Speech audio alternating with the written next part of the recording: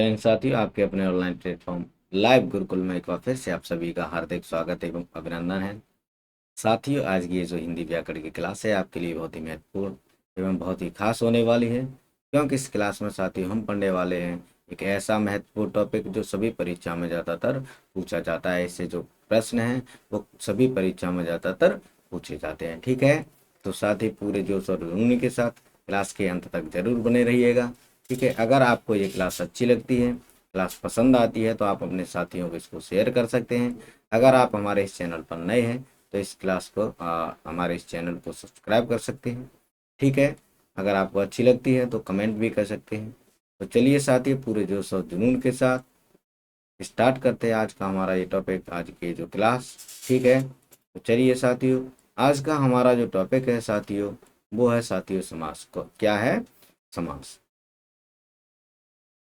तो साथियों, जो समास है, समास को पढ़ने से पहले हम इसके कुछ अर्थ, इसकी परिभाषा, इससे महत्वपूर्ण और इससे संबंधित जो भी महत्वपूर्ण शब्द हैं हम उनको पढ़ लेते हैं। ठीक है, तो साथियों, अगर हम सबसे पहले इसके अर्थ की बात करें तो इसका जो शाब्दिक अर्थ होता है साथियों, इसका जो शाब्दिक अर्थ होता है वो होता है साथियों संक्षेपीकरण, या संक्षेपीकरण या फिर संक्षिप्तीकरण। क्या होता है साथियों? संक्षिप्तीकरण या संक्षेपीकरण। ठीक है, इसका जो शाब्दिक अर्थ है वो संक्षेपीकरण होता है या फिर संक्षिप्तीकरण, जिसका मतलब होता है छोटा रूप। इसका मतलब क्या होता है? छोटा रूप। यानी कि छोटा रूप अब किसका होगा या संक्षिप्तीकरण किसका होगा? तो साथियों वो होता है शब्दों का। किसका होता है? शब्दों का। यानी जब हम सुविधा के लिए जो दो या दो से अधिक शब्द होते हैं उन्हें आपस में मिला करके एक साथ रखते हैं, उन्हें आपस में मिला करके एक साथ रखते हैं, दो शब्दों को नजदीक लेकर के आते हैं और उनका छोटा रूप हो जाता है, वो लघु रूप में आ जाते हैं सब मिल करके एक साथ। तब हम उसे क्या कहते हैं साथियों? समास। तब हम उसे क्या कहते हैं? समास कहते हैं। ठीक है, तो यहाँ आपको जो इसका शाब्दिक अर्थ है वो समझ में आ गया होगा। इसका शाब्दिक अर्थ है संक्षिप्तीकरण या छोटा रूप। किसका? शब्दों का। यानी जब दो या दो से अधिक शब्दों को हम सुविधा के लिए नजदीक लेकर के आते हैं और उनको उनका छोटा रूप हो जाता है, लेकिन ध्यान रखना उनका जो अर्थ है, अर्थ जो है परिवर्तित नहीं होता, अर्थ परिवर्तन नहीं रहता, अर्थ जैसा है वैसा का वैसा ही रहता है। ठीक है, तो यहाँ पर ये बात हो जाती है शाब्दिक अर्थ की। ठीक है, ये जो शाब्दिक अर्थ है आपकी समझ में आ गया होगा समास का, समास का अर्थ क्या होता है। ठीक है, तो अब बात करते हैं इसकी परिभाषा की। तो साथियों, अगर हम इसकी परिभाषा की बात करें तो इसकी जो परिभाषा होती है वो होती है दो या दो से अधिक शब्दों को मिलाकर एक नवीन व सार्थक शब्द बनाना। यानी एक नवीन कैसा शब्द? नवीन और सार्थक। नवीन का मतलब हो गया नया और सार्थक का मतलब हो गया जिसका अर्थ निकले। यानी जिसका अर्थ निकले, ऐसा कोई शब्द नहीं बनेगा जिसका अर्थ नहीं हो, अर्थ वाला ही शब्द बनेगा। तो ये जो ऐसा शब्द बनाना ही क्या कहलाता है साथियों? समास कहलाता है।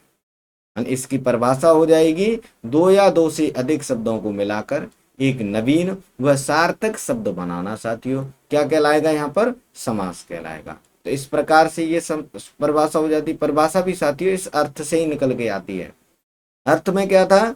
संक्षिप्तीकरण होना या छोटा रूप होना। किसका? शब्दों का। दो या दो से अधिक शब्दों को जब हम नजदीक लाते हैं तो उसका छोटा रूप होना ही क्या है? जब उसके छोटे रूप में ले आएंगे तब उसे क्या कहेंगे? हम समास कहेंगे। ठीक, तो अब यहाँ पर ये परिभाषा हो गई, ये इसका अर्थ हो गया। अब यहाँ एक शब्द, यहाँ एक बात निकल के आ रही है परिभाषा में कि नवीन एवं सार्थक शब्द। ये जो नया व सार्थक शब्द बनना है तो बनाना तो हो गया समास, यानी जो बनाने के नियम हो गए वो समास हो गए। लेकिन जो नवीन व सार्थक शब्द बना वो शब्द क्या कहलाएगा? तो साथियों उस शब्द को कहते हैं हम सामासिक शब्द या समस्त पद। क्या कहते हैं? सामासिक शब्द या फिर समस्त पद। यानी दो या दो से अधिक शब्दों को मिलाकर जो एक नवीन व सार्थक शब्द बनता है, यानी जो एक नवीन व सार्थक शब्द बनाया हमने समास का नियमों का प्रयोग करके, उसी शब्द को क्या कहेंगे साथियों? हम सामासिक शब्द या फिर समस्त पद। ठीक है, अब ये जो सामासिक शब्द या समस्त पद जो होता है ये दो पार्टों में डिवाइड होता है। यानी ये जो सामासिक शब्द है, सामासिक शब्द जो है साथियों, ये दो पार्टों में बटा हुआ होता है। एक होता है इसमें पूर्व पद, एक होता है पूर्व पद, और एक होता है साथियों इसमें उत्तर पद। ठीक है, एक होता है पूर्व पद और एक होता है उत्तर पद। पूर्व का मतलब पहला पद और उत्तर का मतलब बाद का पद, ये चीज ध्यान रखना। इसमें क्या होता है, एक पूर्व पद होता है और एक उत्तर पद होता है जो सामासिक शब्द होता है उसमें, या फिर समस्त पद जो होता है उसमें। ठीक है, तो यहां तक सारी चीजें आपको क्लियर हो रही होंगी। शब्द की जो अर्थ है समास का वो समझ आ रहा होगा, परिभाषा समझ आ रही होगी, सामासिक शब्द या समस्त पद समझ में आ रहा होगा। बढ़ते हैं साथियों आगे की ओर। तो अगला जो इसमें एक महत्वपूर्ण शब्द है वो है साथियों समास विग्रह। समास विग्रह क्या है, यानी यहाँ तो हो गया, ये तो परिभाषा हो गई समास की। ये तो समास हो गया कि मिलाकर के एक नवीन दो या दो से अधिक शब्दों को मिलाकर एक नवीन शब्द बनाना समास हो गया। अब यहाँ समास विग्रह क्या है, तो समास को तोड़ना, यानी जो समास बना इस समास को तोड़ना ही समास विग्रह होगा। विग्रह का मतलब होता है तोड़ना। विग्रह का मतलब क्या होता है साथियों, तोड़ना, तोड़ करके अलग अलग करना। ठीक है, तो समास को तोड़ना ही क्या है, समास विग्रह है। यानी सामासिक शब्दों के बीच के संबंध को स्पष्ट करना। यानी कोई शब्द है, कोई शब्द है, उस शब्द को तोड़ना और उसके जो शब्द हैं उनके बीच के संबंध को स्थापित करना क्या कहलाएगा, समास विग्रह कहलाएगा। या फिर समस्त पद को तोड़कर पूर्व स्थिति में लाना, यानी जिन शब्दों से वो शब्द बना है उसे हम क्या कहेंगे साथियों, समास विग्रह कहेंगे। क्या कहेंगे साथियों, उसे हम कहेंगे समास विग्रह। तो ये समास विग्रह, सामासिक शब्द, समस्त पद, परिभाषा, शाब्दिक अर्थ, ये आपकी समझ में आ गई होगी। ठीक है, अगर हम इसका एक उदाहरण लें, इसको समास का और समास विग्रह का एक उदाहरण देखें, तो उदाहरण क्या होगा साथियों, इसका एक उदाहरण ले लेते हैं। ठीक है, एक उदाहरण ले लेते हैं। ठीक है, जैसे एक शब्द होता है यथाशक्ति। कौन सा शब्द होता है, यथाशक्ति। एक शब्द होता है यथाशक्ति। अब ये एक शब्द है यथाशक्ति, ये शब्द हो गया। अब इसमें दो शब्द हैं, देखो, एक तो है यथा और एक है शक्ति। अब यथा का मतलब होता है अनुसार, शक्ति का मतलब होता है शक्ति। यानी जब हम इसे यथाशक्ति शब्द हो गया, ये तो हो गया समास, क्योंकि ये एक साथ लिखा हुआ है, तो ये समास समास हो गया इसमें। यानी इसे हम सामासिक शब्द या फिर समस्त पद कहेंगे। ये समास हो रहा है इसमें, और इसे शब्द को क्या कहेंगे साथियों, हम इसे कहेंगे समस्त पद। क्या कहेंगे, समस्त पद, इसे हम समस्त पद कहेंगे। ठीक है, अब इसका विग्रह क्या होगा, विग्रह होगा इसके अर्थों, इसके जो शब्द हैं, इसके जो पद हैं, इनके बीच के जो संबंध है उसे स्पष्ट करना। तो यथाशक्ति का मतलब क्या होता है, शक्ति के अनुसार, शक्ति के अनुसार, यानी जितनी हमारी शक्ति है उसके अनुसार। तब उसे क्या कहेंगे, अगर कोई बात आ जाए कि वह अपनी शक्ति के अनुसार कार्य करता है, इसका मतलब है वह यथाशक्ति कार्य करता है। ठीक है, तो शक्ति के अनुसार जो शब्द है, ये जो शब्द निकल के आए, ये इसका अर्थ स्पष्ट करते हैं। ये इसका क्या करते हैं, अर्थ स्पष्ट करते हैं। तो ये तो हो गया इसका समास विग्रह, ये हो गया इसका समास विग्रह। और यहां हो रहा है समास, इस शब्द को कह रहे हैं समस्त पद। ठीक है, अब देखो इतने ये जो शब्द हैं, इसमें जो ये जो कल के लिखा हुआ है, ठीक है, व्यक्ति चिन्ह लिखा हुआ है, इसको हटाना और इन सब दोनों को एक साथ जोड़ना क्या कहलाएगा, समास कहलाएगा। तो ये सारी चीजें मुझे लगता है शाब्दिक अर्थ, इसकी परिभाषा, सामासिक शब्द, समस्त पद और समास विग्रह आपकी समझ में आ गए होंगे। सभी साथी इसको नोट कर सकते हैं, स्क्रीनशॉट ले सकते हैं। अगर आपको ये दिख नहीं रहा हो कोने में से तो देखिए, अब दिखेगा। मैं अपना ये जो वीडियो है इसको हटा देता हूँ 1 सेकंड के लिए।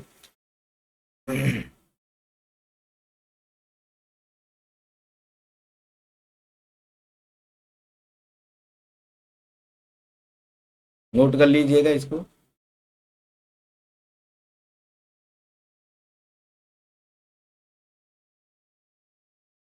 कर लिया ना नोट, स्क्रीनशॉट ले लो।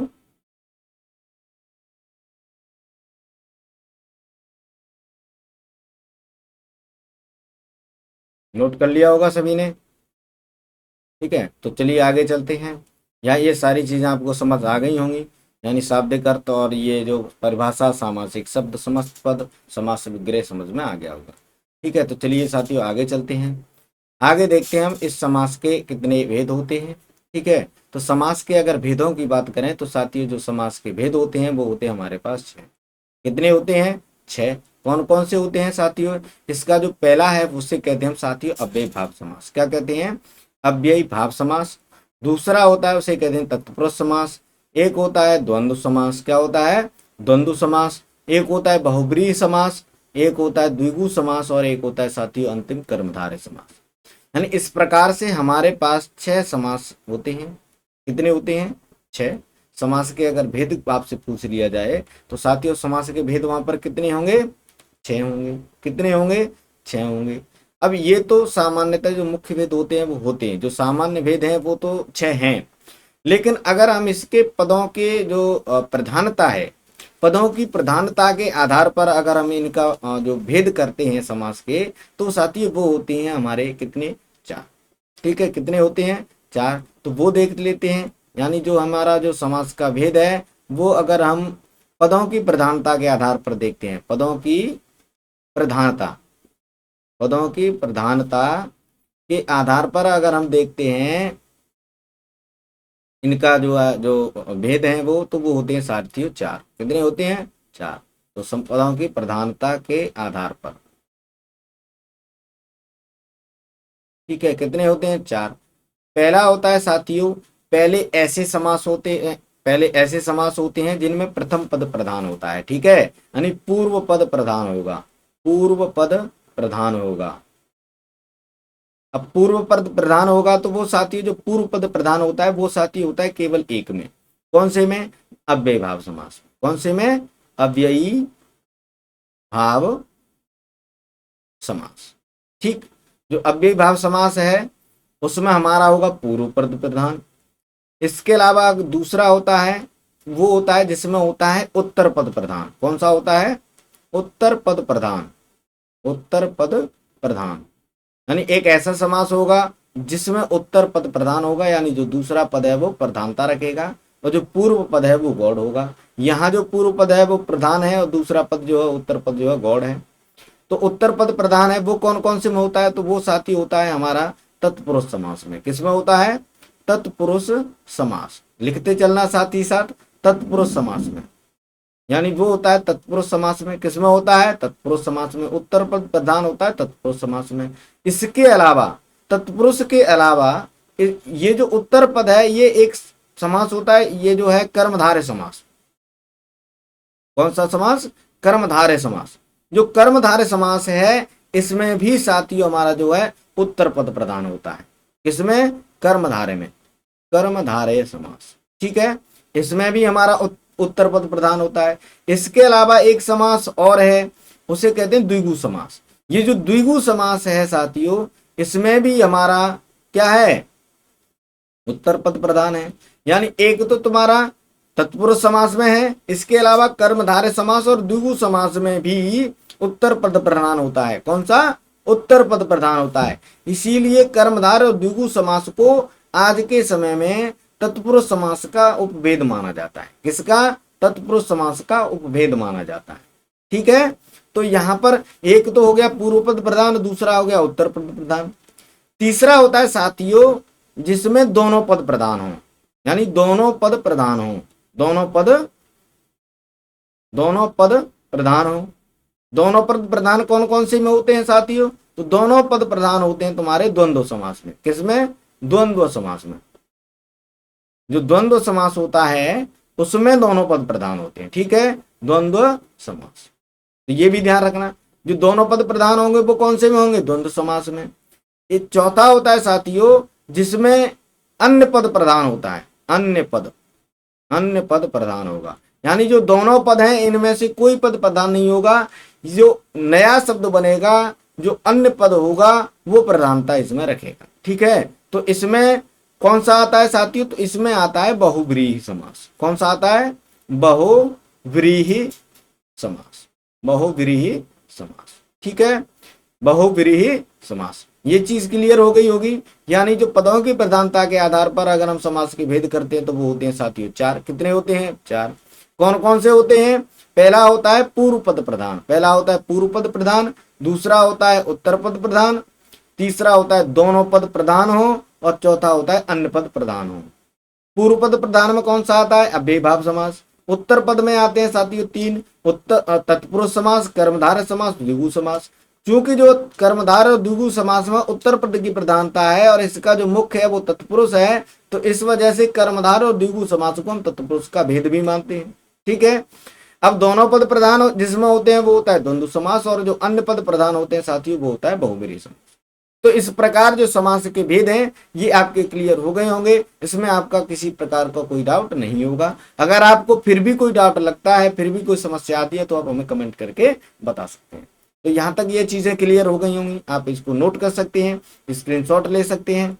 तो कर लीजिए जल्दी से, स्क्रीनशॉट ले लीजिए इसका, या फिर इसको नोट कर लीजिएगा जल्दी से। इधर का दिख नहीं रहा होगा, लो अब देख लो और इसको जल्दी से नोट कर लो। ठीक है, नोट कर लिया होगा सभी ने, कर लिया, स्क्रीनशॉट ले लो, ले लिया होगा।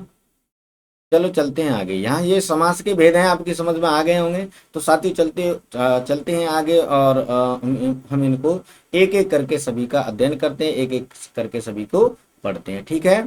तो साथियों जो हमारा सबसे पहला है वो है अव्ययीभाव समास। कौन सा है? अव्ययीभाव समास। अगर हम इसकी परिभाषा की बात करें, अव्ययीभाव समास की अगर हम परिभाषा की बात करें, तो साथियों इसमें एक पद अव्यय होगा या उपसर्ग होगा। जो एक पद होगा वो कैसा होगा साथियों? अव्यय या उपसर्ग होगा, और दूसरा पद जो है वो संज्ञा होगी। दूसरा पद क्या होगी साथियों? संज्ञा होगी। क्या होगी? संज्ञा होगी। दूसरा पद क्या होगी साथियों? संज्ञा होगी। और जो समस्त पद है उसमें अव्यय की ही प्रधानता होगी, यानी जो अव्यय है वो प्रधान होगा। मैंने पहले भी बताया, अभी भी बताया कि यानी जो अव्ययीभाव समास होता है इसमें पूर्व पद प्रधान होता है। इसमें कौन सा पद प्रधान होता है साथियों? इसमें जो होता है वो होता है पूर्व पद प्रधान। कौन सा? पूर्व पद प्रधान। तो पूर्व पद यहाँ पर कौन सा है? अव्यय या उपसर्ग है, अव्यय या उपसर्ग है। तो इस प्रकार से यहाँ जो ये जो समास है इसमें पूर्व पद प्रधान हो गया, पूर्व पद अव्यय या उपसर्ग होगा, और जो दूसरा पद होगा वो संज्ञा होगा। कभी कभी विशेषण भी इस जगह आ जाता है। ठीक है। तो ये जो इसकी परिभाषा होगी वो क्या होगी कि अव्ययीभाव समास में अव्यय या उपसर्ग तथा दूसरा, पहला पद अव्यय या उपसर्ग होगा, दूसरा पद संज्ञा होगी, और जो अव्यय होगा उसकी प्रधानता होगी। और जो अव्यय है वही क्या है? हमारा प्रथम पद है या पूर्व पद है। ठीक। तो इसको अगर हम देखें तो इसके दो पद हो गए, एक हो गया पूर्व पद, एक हो गया पूर्व पद, और एक हो गया उत्तर पद। क्या हो गया? उत्तर पद। उत्तर पद। अब पूर्व पद प्रधान हो गया। ठीक है। जहां पूर्व पद प्रधान हो, उत्तर पद गौड़ हो, गौड़ या फिर अप्रधान कह सकते हैं उसको, इसकी प्रधानता नहीं है। तो इस प्रकार से इन दो शब्दों से मिलकर जो बनता है उसे हम क्या कहते हैं? अव्ययीभाव। यहाँ पर क्लियर हो गया ये। तो साथियों अब देखते हैं हम अव्ययीभाव समास के भेद। ठीक है। अव्ययीभाव समास के अगर हम भेदों की बात करें तो इसके दो भेद होते हैं साथियों। एक होता है अव्यय पूर्व, एक होता है अव्यय पूर्व। अव्यय पूर्व ऐसे अव्ययीभाव समास होते हैं जिनमें अव्यय या उपसर्ग जो होते हैं वो पहले आते हैं। जो अव्यय या उपसर्ग होंगे साथियों वो कब आएंगे? वो पहले आएंगे। और जो संज्ञा शब्द होगा साथियों वो बाद में आएगा। जो संज्ञा शब्द है साथियों वो कब आएगा? बाद में आएगा। ठीक है। यानी जो अव्यय पूर्व जो हमारा अव्ययीभाव समास है इसमें जो अव्यय या उपसर्ग है साथियों वो सबसे पहले आएगा, और जो संज्ञा है साथियों वो बाद में आएगी। ठीक। यानी जो संज्ञा है वो बाद में आएगी, और जो अव्यय उपसर्ग हैं वो पहले आएंगे। इसका उदाहरण देखते हैं। तो उदाहरण देखते हैं तो एक शब्द आता है यथाशक्ति। क्या शब्द है? यथाशक्ति। यथाशक्ति जो शब्द है इसमें देखो, ये जो यथा शब्द है, यथा, ये क्या है? हमारा अव्यय है। क्या है? अव्यय है। अब जो शक्ति है वो क्या है साथियों? वो संज्ञा है। शक्ति क्या है? संज्ञा है। अब शक्ति संज्ञा है, अव्यय, और जो प्रथम पद यथा है वो अव्यय है। क्या है? अव्यय है। तो यहाँ पर जो कौन सा अव्ययीभाव समास होगा? अव्यय पूर्व। अव्यय पूर्व अव्ययीभाव समास होगा यहाँ पर। ठीक है। अगर हम इसका यथाशक्ति का समास विग्रह करें तो क्या होगा? मैंने कहा था यथा का मतलब होता है अनुसार, और शक्ति का मतलब शक्ति। तो इसको जब हम समास विग्रह करेंगे तो क्या हो जाएगा? शक्ति के अनुसार। इसका समास विग्रह क्या होगा? शक्ति के अनुसार। ठीक, अगर हम इसका एक और उदाहरण देखते हैं तो एक शब्द आता है यथाविधि। यथाविधि का मतलब यथा, देखो ये भी अव्यय है, विधि संज्ञा हो गई, तो इसका हो गया विधि के अनुसार, क्या हो गया, समास विग्रह विधि के अनुसार। तो यहाँ भी कौन सा है, अव्यय पूर्वक, क्योंकि अव्यय पहले आया है। यानी जिस शब्द में, जिस समास शब्द में, जिस समस्त पद में पहला पद अव्यय है या फिर कोई उपसर्ग है और दूसरा पद संज्ञा है, तो वहां पर क्या है, हमारा अव्यय पूर्व अव्ययीभाव समास है। ठीक है, तो ये क्लियर हो गया होगा। अगर हम अगला, अगर एक और इसका उदाहरण देखें तो एक शब्द आता है प्रतिदिन। तो इसमें जो प्रति है ये भी क्या है, उपसर्ग है, और दिन क्या है हमारा, दिन हमारा संज्ञा है, तो इसका क्या हो जाएगा, दिन दिन। प्रतिदिन का मतलब क्या होगा, दिन दिन या हर दिन। ठीक, तो अगर हम दूसरा एक और शब्द लें बेशक, अब बेशक में जो बे शब्द है ये क्या है, उपसर्ग है, क्या है, उपसर्ग है, उपसर्ग है। यानी जो पहला पद है वो अगर उपसर्ग या अव्यय है, इससे हमें एक चीज क्लियर यही हो रही है कि जो अब पहला पद है वो या तो अव्यय होगा या उपसर्ग होगा, और दूसरा पद संज्ञा या विशेषण होगा, तो वहां पर अव्यय पूर्व अव्ययभाव समास होगा। ठीक है, तो यहाँ बेशक का क्या होगा, समास विग्रह शक के बिना।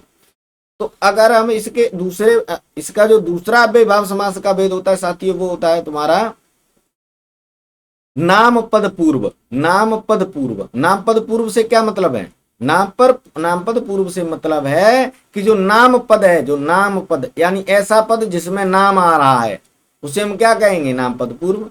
यानी पहले जिसमें ऐसा समास, जिसमें ऐसा समासिक पद जिसमें नाम पद पहले आया हो, जिसमें नाम पद पहले आया हो। नाम पद क्या होता है, संज्ञा, यानी जिसमें संज्ञा पहले आई हो और अव्यय या उपसर्ग बाद में आया हो। जो अव्यय या उपसर्ग है वो कब आया हो साथियों, बाद में आया हो, तब हम उसे क्या कहेंगे, नाम पद पूर्व अव्ययीभाव समास। नाम पद पूर्व अव्ययीभाव समास, यानी इसमें क्या होगा, इसमें संज्ञा पहले आएगी और उसके उपसर्ग जो है, उपसर्ग या फिर अव्यय, उपसर्ग या अव्यय बाद में आएगा।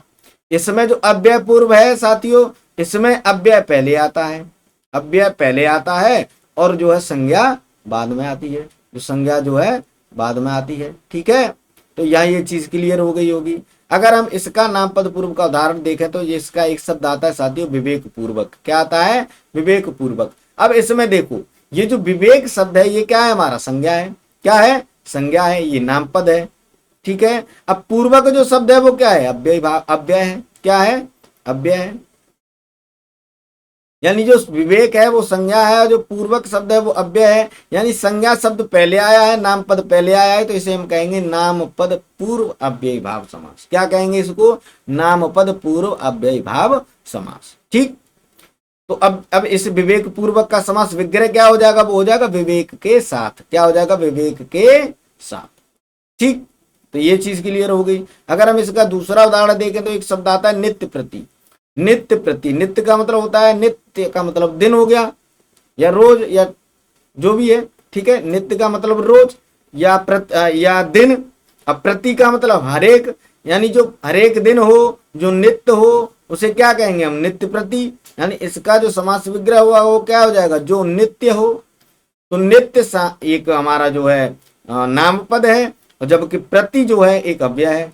ठीक है, तो यहां भी कौन सा होगा, नाम पद पूर्व होगा। अगर हम इसका अगला उदाहरण देखें तो एक आता है कुशलता पूर्वक। तो कुशलता नाम पद हो गया, पूर्वक जो है हमारा अव्यय हो गया, तो इसका हो गया, इसमें भी नाम पद पूर्व अव्ययी भाव समास हो गया। अगर तो इस और इसका जो समास विग्रह वो क्या होगा, कुशलता के साथ।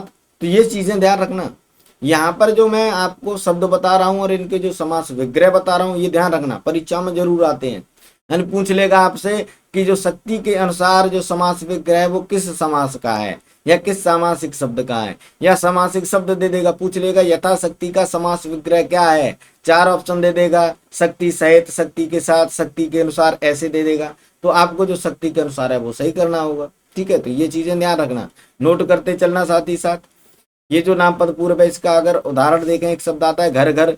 तो इसमें भी क्या होगा, नाम पद पूर्व पहले है, तो इसे हम घर के बाद घर कहेंगे। ठीक है, ध्यान रखना, अगर ऐसे दो शब्द, दो संज्ञा शब्द एक साथ आ रहे हो, ठीक है, तो और उनमें बीच में डैश लगा हो, स्लैश लगा हो, तो उसे हम क्या, उसमें भी क्या होता है, नाम पद पूर्व ही होता है। ठीक है, अगर बीच में डैश लगा है तो उसमें, और एक ही शब्द है, संज्ञा है, तो वो नामपद पूर्व होता है और उसमें भी अव्ययीभाव समास ही होता है। ठीक है, तो ये क्लियर हो गया होगा। बढ़ते हैं आगे की ओर साथियों। अच्छा, ये नोट कर लिया क्या आपने? नोट कर लिया? मुझे लगता है नहीं करा होगा, आप इसको नोट कर सकते हो जल्दी से। जिन्होंने इसको नोट नहीं करा है वो इसको नोट कर सकते हैं।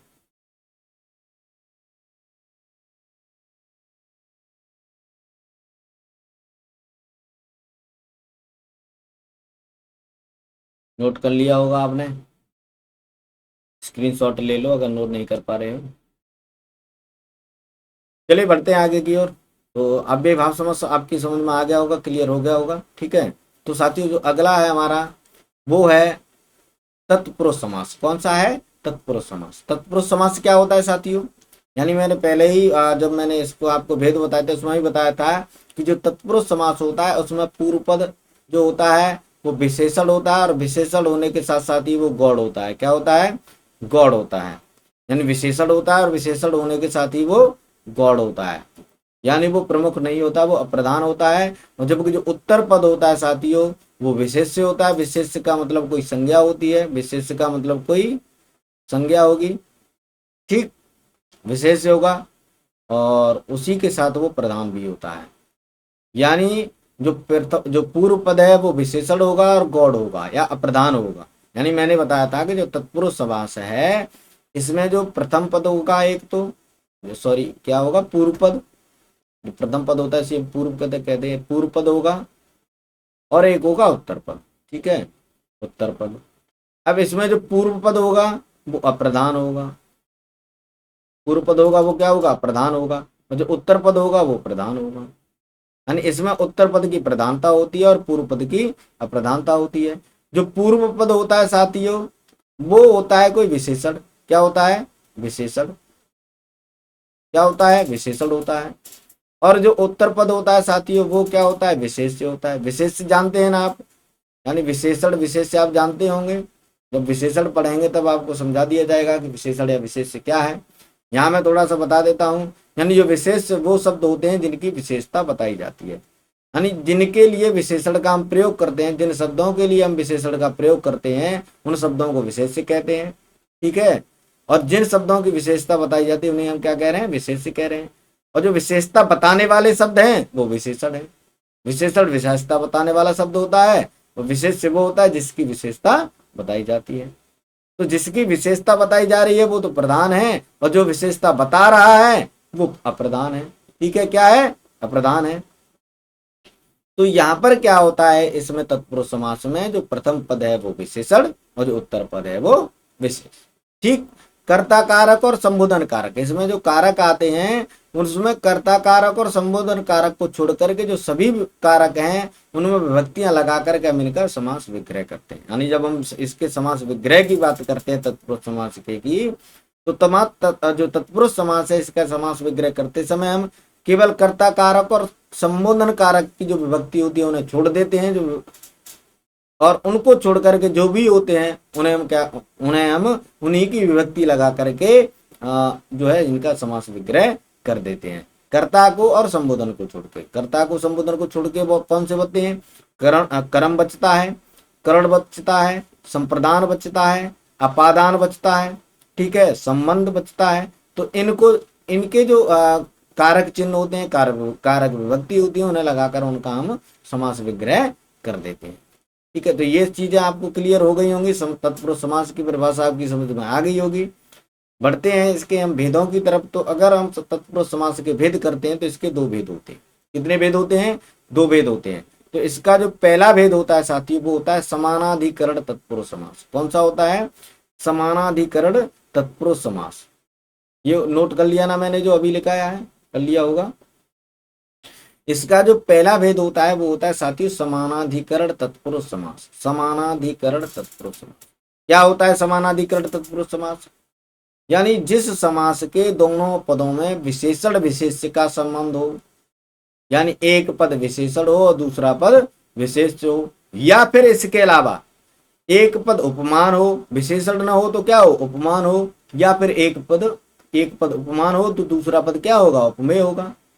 यानी ऐसे समास जिनके दोनों पदों में विशेषण विशेष्य या फिर उपमान और उपमेय का संबंध पाया जाए, तब वे दोनों ही कारक जो जो समास होंगे वो क्या कहलाएंगे, समानाधिकरण तत्पुरुष।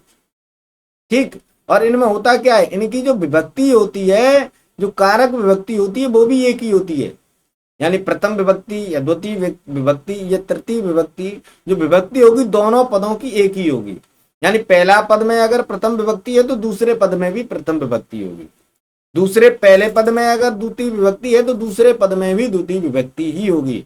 ठीक है, तो ये चीज ध्यान रखना, विभक्ति जो होगी वो दोनों में एक ही होगी, और दोनों पदों में विशेषण विशेष या उपमान या उपमेय का संबंध होगा, तब वहां पर जो होगा तत्पुरुष समास समानाधिकरण तत्पुरुष समास होगा। कौन सा होगा, समानाधिकरण तत्पुरुष समास। जब हम इसका जो है विग्रह करते हैं, जब हम विग्रह करते हैं तो उसमें के समान या है जो या रूपी, ये जो शब्द हैं आते हैं। के समान, है जो, रूपी, या फिर एक शब्द होता है सदृश्य। क्या होता है, सदृश्य। सदृश्य, सदृश्य शब्द भी इसमें आ जाता है। ठीक है, तो जब हम इनका विग्रह करेंगे तो क्या होगा, के समान, है जो या रूपी आदि शब्द आएंगे, और इनका जो उत्तर पद होगा साथियों वो प्रधान होगा, पहले ही मैं बता चुका हूं। ठीक है, अब इस प्रकार से जो समानाधिकरण तत्पुरुष बनता है उसी को साथियों कर्मधारय समास भी कहते हैं। यानी ये जो सारी विशेषताएं समानाधिकरण तत्पुरुष समास की, यही विशेषता कर्मधारय समास की होती हैं। तो इस प्रकार जो कर्मधारय समास है उसे तत्पुरुष समास का एक भेद भी माना जाएगा। ठीक है, इसके साथ ही जो द्विगु समास होता है, जो द्विगु समास होता है उसमें भी ऐसा ही होता है। यानी जो पहला पद होता है वो विशेषण होता है, लेकिन वो जो विशेषण होता है वो संख्यावाचक होता है। द्विगु समास में जो विशेषण होगा वो संख्यावाचक होगा। कैसा होगा, संख्यावाचक।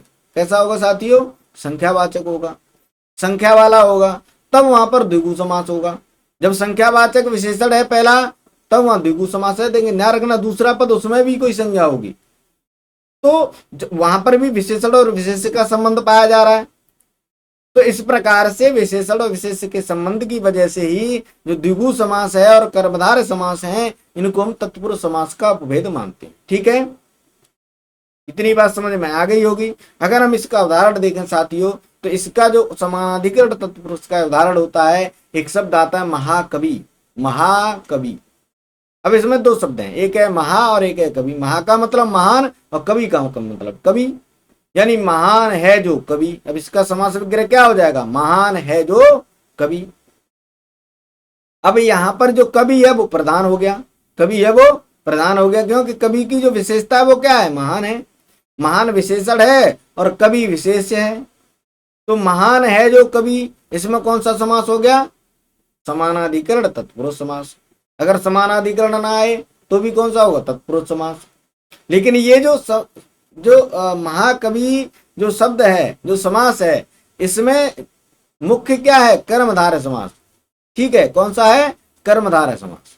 महान है जो कवि, ये जो है कर्मधारय समास का है, क्योंकि कर्मधारय का उपभेद है, तो जो कर्मधारय है वो उपभेद है तत्पुरुष का।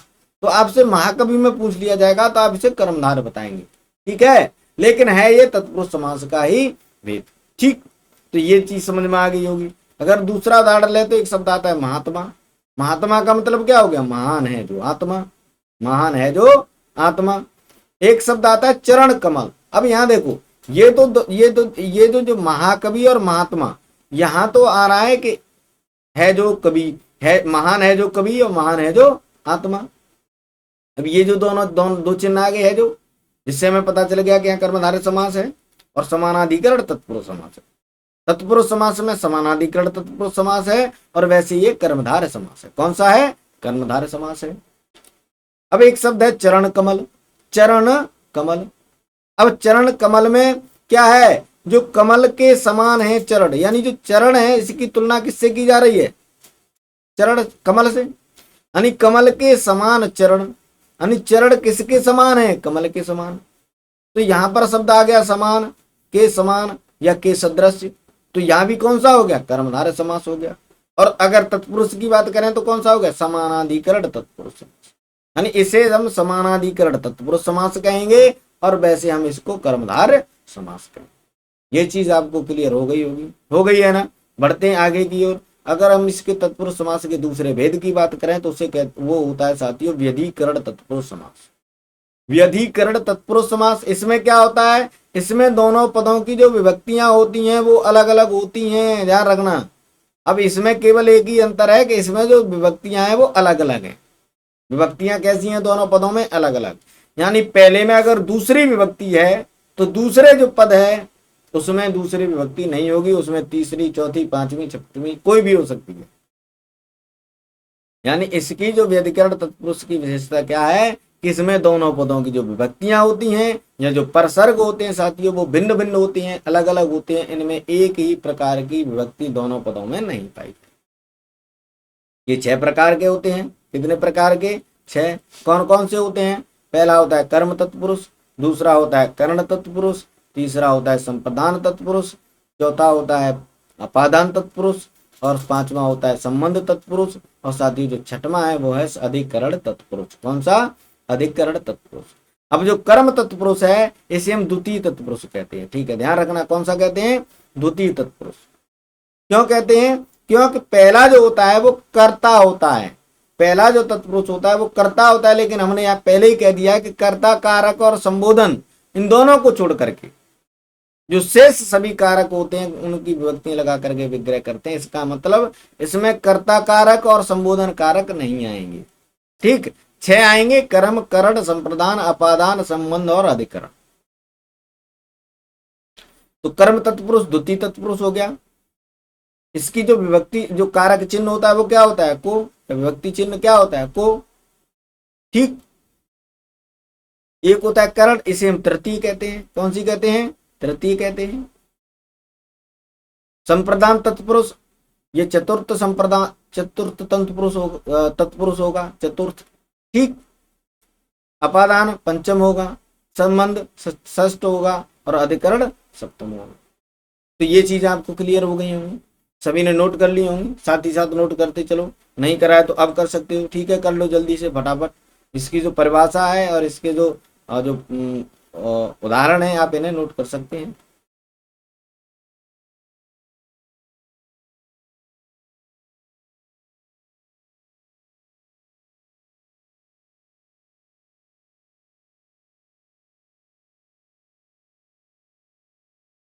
नोट कर लिया होगा सभी ने, कर लिया ना? स्क्रीनशॉट ले लो आप लोग, बाद में कर लेना। ठीक है, तो तत्पुरुष समास के 2 भेद हो गए, समानाधिकरण तत्पुरुष और व्यधिकरण तत्पुरुष। समानाधिकरण में कौन से आते हैं? एक होता है कर्मधारय समास और एक होता है साथियों द्विगु समास। ठीक, यानी समानाधिकरण तत्पुरुष के 2 भेद हैं, कर्मधारय समास और द्विगु समास। अब यहाँ चलते हैं साथियों हम आगे की ओर। तो तत्पुरुष समास के हम व्यधिकरण तत्पुरुष में जो दिए गए हैं कर्म तत्पुरुष, कर्ण तत्पुरुष, इनकी बात कर लेते हैं एक एक करके। तो सबसे पहले अगर हम व्यधिकरण तत्पुरुष के कर्म तत्पुरुष की बात करें साथियों, तो इसमें क्या होता है, जो द्वितीय, इसे हम द्वितीय तत्पुरुष कहते हैं और इसका जो कारक चिन्ह होता है वो होता है साथियों को। क्या होता है? को। कर्म तत्पुरुष में को आता है। कैसे आता है देख लो, इसका उदाहरण देख लेते हैं। इसमें एक शब्द आता है जैसे सुख प्राप्त। सुख प्राप्त को हम जब जब हम इसका समास विग्रह करेंगे तो क्या हो जाएगा? सुख को प्राप्त। अब इसमें कौन सा चिन्ह आ गया? को। अब को आ गया तो कौन सा हो गया? कर्म तत्पुरुष हो गया। यानी जिसमें को आ जाए, सुख को प्राप्त। किसको प्राप्त? सुख को। तो यहां पर कौन सा तत्पुरुष होगा? कर्म तत्पुरुष। एक उदाहरण देते हैं जैसे माखन चोर, माखन को चुराने वाला। यानी इसमें को का मतलब है जो किसी कार्य को करने वाला, जैसे माखन को चुराने वाला, सुख को प्राप्त करने वाला। ठीक है, यानी सुख प्राप्त का मतलब हो गया सुख को प्राप्त। क्या प्राप्त किया? सुख। किसको प्राप्त किया? सुख को। किसको चुराया? माखन को। यानी जो दूसरा शब्द है इसके साथ हमें एक चीज लगानी है, किसको। ठीक है, किसको। तो उस किसको या किसे चुराया? माखन को। किसको चुराया? माखन को। किसे प्राप्त किया? सुख को। ठीक है, तो यहां पर इस प्रकार से हमें पता चल रहा है कि इसमें कौन सा, जब हम इसमें को शब्द लगाकर जो को कारक चिन्ह लगा रहे हैं तो इसमें कौन सा हो रहा है? कर्म तत्पुरुष। ठीक, ये चीज क्लियर हो गई होगी। यानी जब किसी समास का विग्रह करते समय उसमें को जो है कारक चिन्ह आ जाए तब हम उसे क्या कहेंगे, कर्म तत्पुरुष। क्या कहेंगे, कर्म तत्पुरुष। अगर एक शब्द आता है ग्रह, ग्रहागत, ग्रहागत, तो आगत, ग्रह धन आगत, ये दो शब्दों से बना है, ग्रह धन आगत। तो किसको, कहाँ को आगत है, ग्रह को, ग्रह को आगत, यानी घर को आया। तो जो को शब्द आ गया तो इसमें कौन सा हो गया, कर्म तत्पुरुष हो गया। कौन सा हो गया, कर्म तत्पुरुष हो गया। तो ग्रहागत में कर्म तत्पुरुष हो गया। तो इस प्रकार से कर्म तत्पुरुष समझ में आ गया होगा। आगे चलते हैं साथियों, अगला है हमारा कर्ण तत्पुरुष। कौन सा, कर्ण तत्पुरुष। इसे हम तृतीय तत्पुरुष भी कहते हैं। जो कारक चिन्ह है, जो विभक्ति चिन्ह है, वो कौन सा हो जाएगा, से हो जाएगा। कौन सा हो जाएगा साथियों, से हो जाएगा। अब इसका उदाहरण क्या है कर्ण तत्पुरुष का, तो कर्ण तत्पुरुष का है जैसे एक शब्द है व्याधिग्रस्त, यानी व्याधि से ग्रस्त, व्याधि से ग्रस्त या व्याधि से पीड़ित। ठीक है, किससे पीड़ित है, व्याधि से। तो इसमें शब्द प्रश्न लगता है किससे। इसमें क्या लग रहा था, किसको या किसे। अब इसमें क्या लग रहा है, किससे। किससे ग्रस्त है, व्याधि से ग्रस्त है। एक शब्द आता है रेखांकित, किससे अंकित है, अंकित अंतिम शब्द को देखो, अंकित, अंकित शब्द, रेखा धन अंकित, इन दो शब्दों से बनना है रेखांकित। तो रेखांकित शब्द में क्या है, अंतिम अंकित। तो अंकित किससे है, रेखा से। तो इसमें से शब्द आ गया, तो इसमें कौन सा हो गया, कर्ण तत्पुरुष। कौन सा हो गया, कर्ण तत्पुरुष। एक शब्द आता है इसमें हस्तलिखित। अब लिखित है किससे, हस्त से। किससे लिखित है, हस्त से। अब हस्त से लिखित है तो इसका मतलब से शब्द आ गया। अब से आ गया तो इसमें कौन सा हो गया, कर्ण तत्पुरुष। तो इस प्रकार से आप पहचान लोगे। यानी कर्ण तत्पुरुष में आपको प्रश्न करना है किससे। ठीक है, अंतिम शब्द में लगा करके किससे। तो कर्म तत्पुरुष में क्या करना है आपको, किसको, किसको लगा करके प्रश्न करना है अंतिम में, तो अपने आप आ जाएगा को। ठीक, अब तीसरा होता है साथियों इसमें संप्रदान तत्पुरुष। इसे हम चतुर्थ तत्पुरुष भी कहते हैं। और इसकी जो विभक्ति कारक चिन्ह होता है वो होता है के लिए। क्या होता है, के लिए। अब इसमें कौन सा होगा, इसका उदाहरण देखते हैं। एक शब्द आता है देशभक्ति। अब भक्ति है किसके लिए। अब इसमें प्रश्न क्या करेंगे, किसके। ठीक है, क्या प्रश्न करेंगे हम, क्या शब्द लगा करके प्रश्न करेंगे, किसके लिए। इसमें हो रहा है किससे, इसमें हो रहा है किसको। देखो अंतिम शब्द को, से और किसके लिए। ठीक है, किसके लिए, यानी संप्रदान तत्पुरुष में आपको ध्यान रखना है के लिए, और के लिए से पहले लगाएंगे किसके लिए। अब यहां अंतिम शब्द क्या है, भक्ति। भक्ति किसके लिए, देश के लिए। तो ये जब हम इसका विग्रह करेंगे तो क्या हो जाएगा, देश के लिए भक्ति। तो हम उसे क्या कहेंगे, समास पद क्या हो जाएगा, देशभक्ति। तो देशभक्ति शब्द में क्या होगा, इसका विग्रह देश के लिए भक्ति। और इसमें जो समास हो जाएगा वो हो जाएगा संप्रदान तत्पुरुष या चतुर्थ तत्पुरुष। या तो संप्रदान तत्पुरुष आएगा या फिर चतुर्थ तत्पुरुष आएगा। इस प्रकार से पूछ सकते। ठीक है, एक शब्द आता है साथियों विधानसभा। अब सभा किसके लिए, किसके लिए सभा, विधान के लिए। अब इसमें के लिए शब्द आ गया तो इसमें कौन सा हो गया, संप्रदान तत्पुरुष। ऐसे ही सत्याग्रह, आग्रह किसके लिए, सत्य के लिए। सत्य के लिए आग्रह हो रहा है तो वहां पर क्या हो गया, सत्याग्रह। इसमें कौन सा संप्रदान, कौन सा कारक तत्पुरुष हो गया, संप्रदान तत्पुरुष या चतुर्थ तत्पुरुष। ये चीज समझ में आ गई। यानी कर्म, कर्ण और संप्रदान आपकी समझ में आ गए होंगे। आप इनको नोट कर सकते हैं। ठीक है, कर लीजिए फटाफट से। वैसे साथ ही साथ नोट कर लिया करो, ज्यादा टाइम इसमें हमें नहीं लगाना है।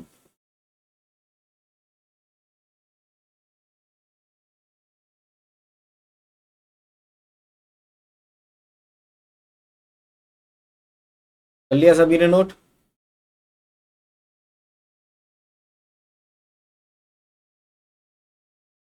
कर लिया होगा, चलो आगे चलते हैं। तो ये हो गया एक, पहला दूसरा तीसरा कर्म करण और संप्रदान हो गया। आगे चलते हैं साथियों। आगे अगर हम देखते हैं तो आगे आता है अपादान तत्पुरुष। चौथा कौन सा है, अपादान तत्पुरुष। इस अपादान तत्पुरुष को हम कहते हैं पंचमी तत्पुरुष। क्या कहते हैं, पंचमी तत्पुरुष, पंचमी तत्पुरुष समास। इसमें कौन सा व्यक्ति चिन्ह आएगा, से।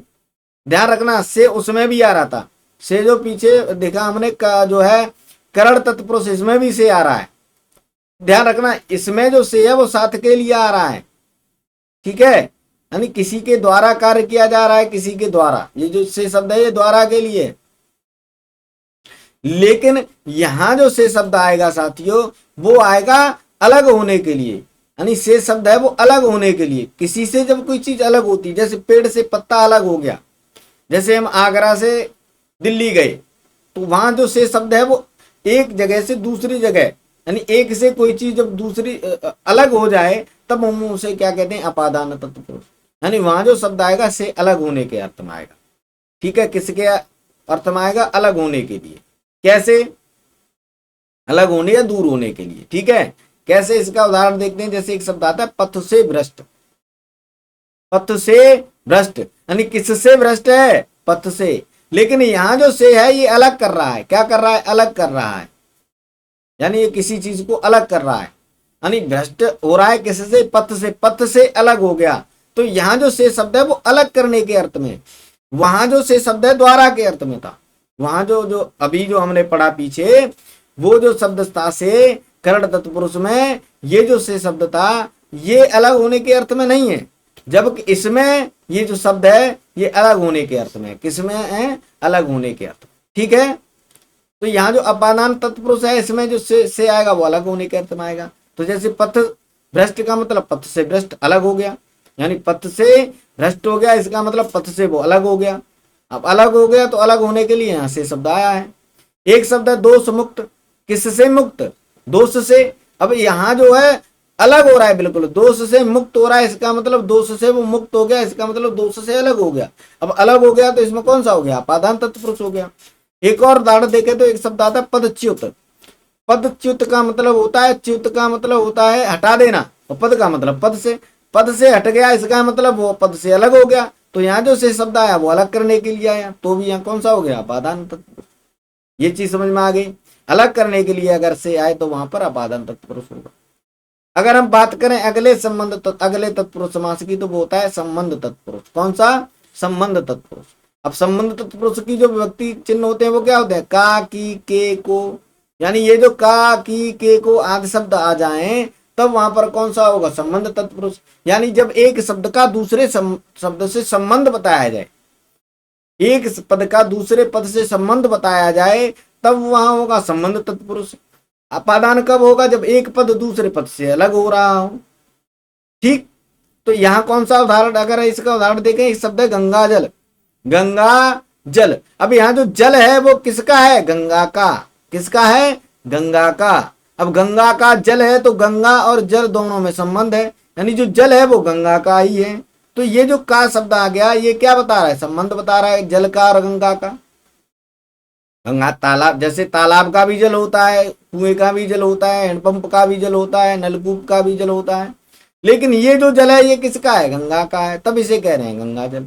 तब जब दो पदों का संबंध एक दूसरे से जोड़े और वहां पर संबंध जोड़ने के लिए जिन कारक चिन्हों का प्रयोग हो, उन्हें हम कहते हैं, तब वहां पर जो समास होगा वो होगा संबंध तत्पुरुष समास, ठीक है। अगर हम बात करें अगले उदाहरण की, तो एक शब्द होता है वीर पुत्र, यानी पुत्र जो है वो किसका है, वीर का, तब हम उसे कह रहे हैं वीर पुत्र। तो यहाँ भी वीर का और पुत्र का संबंध कौन दर्शा रहा है, का शब्द है, वीर का पुत्र यानी वीर पुत्र। ऐसे ही एक शब्द होता है चंद्रोदय, कौन सा होता है, चंद्रोदय, यानी उदय हो रहा है किसका, चंद्र का, चंद्र का उदय हो रहा है। तो यहाँ भी चंद्र का और उदय का संबंध कौन दर्शा रहा है, का। तो यहाँ भी क्या हो गया, संबंध तत्पुरुष हो गया। ये चीज समझ में आ गई होगी। अगला अगर हम देखें तो अगला होता है अधिकरण तत्पुरुष समास। अधिकरण तत्पुरुष समास को सप्तमी तत्पुरुष कहते हैं। इसमें जो शब्द आते हैं वो आते हैं मैं, पर, मैं, पे, पर, ठीक है। मैं कोई किसी चीज के अंदर है, किसी के ऊपर है, किसी से बाहर है, तब वहां क्या होता है, अधिकरण तत्पुरुष। क्या होता है, अधिकरण तत्पुरुष। कौन से होते हैं, अगर इसके उदाहरण देते हैं, जैसे आता है नरोत्तम, यानी नरों में उत्तम, नरों में उत्तम, किसमें उत्तम, नरों में। अब कोई चीज किसी दूसरी चीज में है, तो एक शब्द जब दूसरे शब्द में है, तब वहां जो मैं शब्द से हमें पता चल रहा है कि वहां पर कौन सा होगा, अधिकरण तत्पुरुष, अधिकरण तत्पुरुष। एक शब्द आता है जैसे कार्य दक्ष, कोई किसी कार्य में कैसा है, दक्ष है, कार्य में कैसा है वो, दक्ष है, नरों में कैसा है वो, उत्तम है। तो यहां कौन सा हो गया, अधिकरण तत्पुरुष। एक शब्द आता है वनवास, वन वास, वास है कहां पर है, वन में, दक्ष है किसमें है, कार्य में, उत्तम है किसमें है, नरों में। तो मैं, पर या पे, ये शब्द अगर आते हैं तो वहां ध्यान रखना, वहां कौन सा तत्पुरुष समास होगा, अधिकरण तत्पुरुष। ठीक है, ये चीज आपको क्लियर हो गई होंगी, हो गई है ना, आप इनको नोट कर सकते हैं, जल्दी से कर लो। ठीक है, जल्दी करा करो, इतनी टाइम नहीं लेते हैं, नहीं तो स्क्रीनशॉट इसका ले लिया करो, बाद में नोट कर लिया करो, साथ ही साथ नोट भी कर सकते हैं इनको।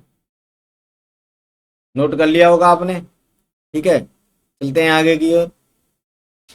नोट कर लिया है ना सभी ने। आगे देखते हैं साथियों, आगे आता है हमारा जो समास है, तत्पुरुष समास के अन्य प्रभेद, यानी तत्पुरुष समास के वो भेद तो हमने पढ़ लिए, इसके अलावा अन्य प्रभेद भी हैं। इसके 3 अन्य प्रभेद हैं, कौन कौन, कितने हैं, 3। कौन कौन से हैं, एक है साथियों उपपद तत्पुरुष, एक तत्पुरुष होता है उसे कहते हैं उपपद तत्पुरुष। ये क्या होता है उपपद तत्पुरुष, इसमें क्या होता है कि जो द्वितीय पद होता है वो ऐसा होता है जिसका जो प्रथम पद के बिना कोई अस्तित्व नहीं होता, ध्यान रखना।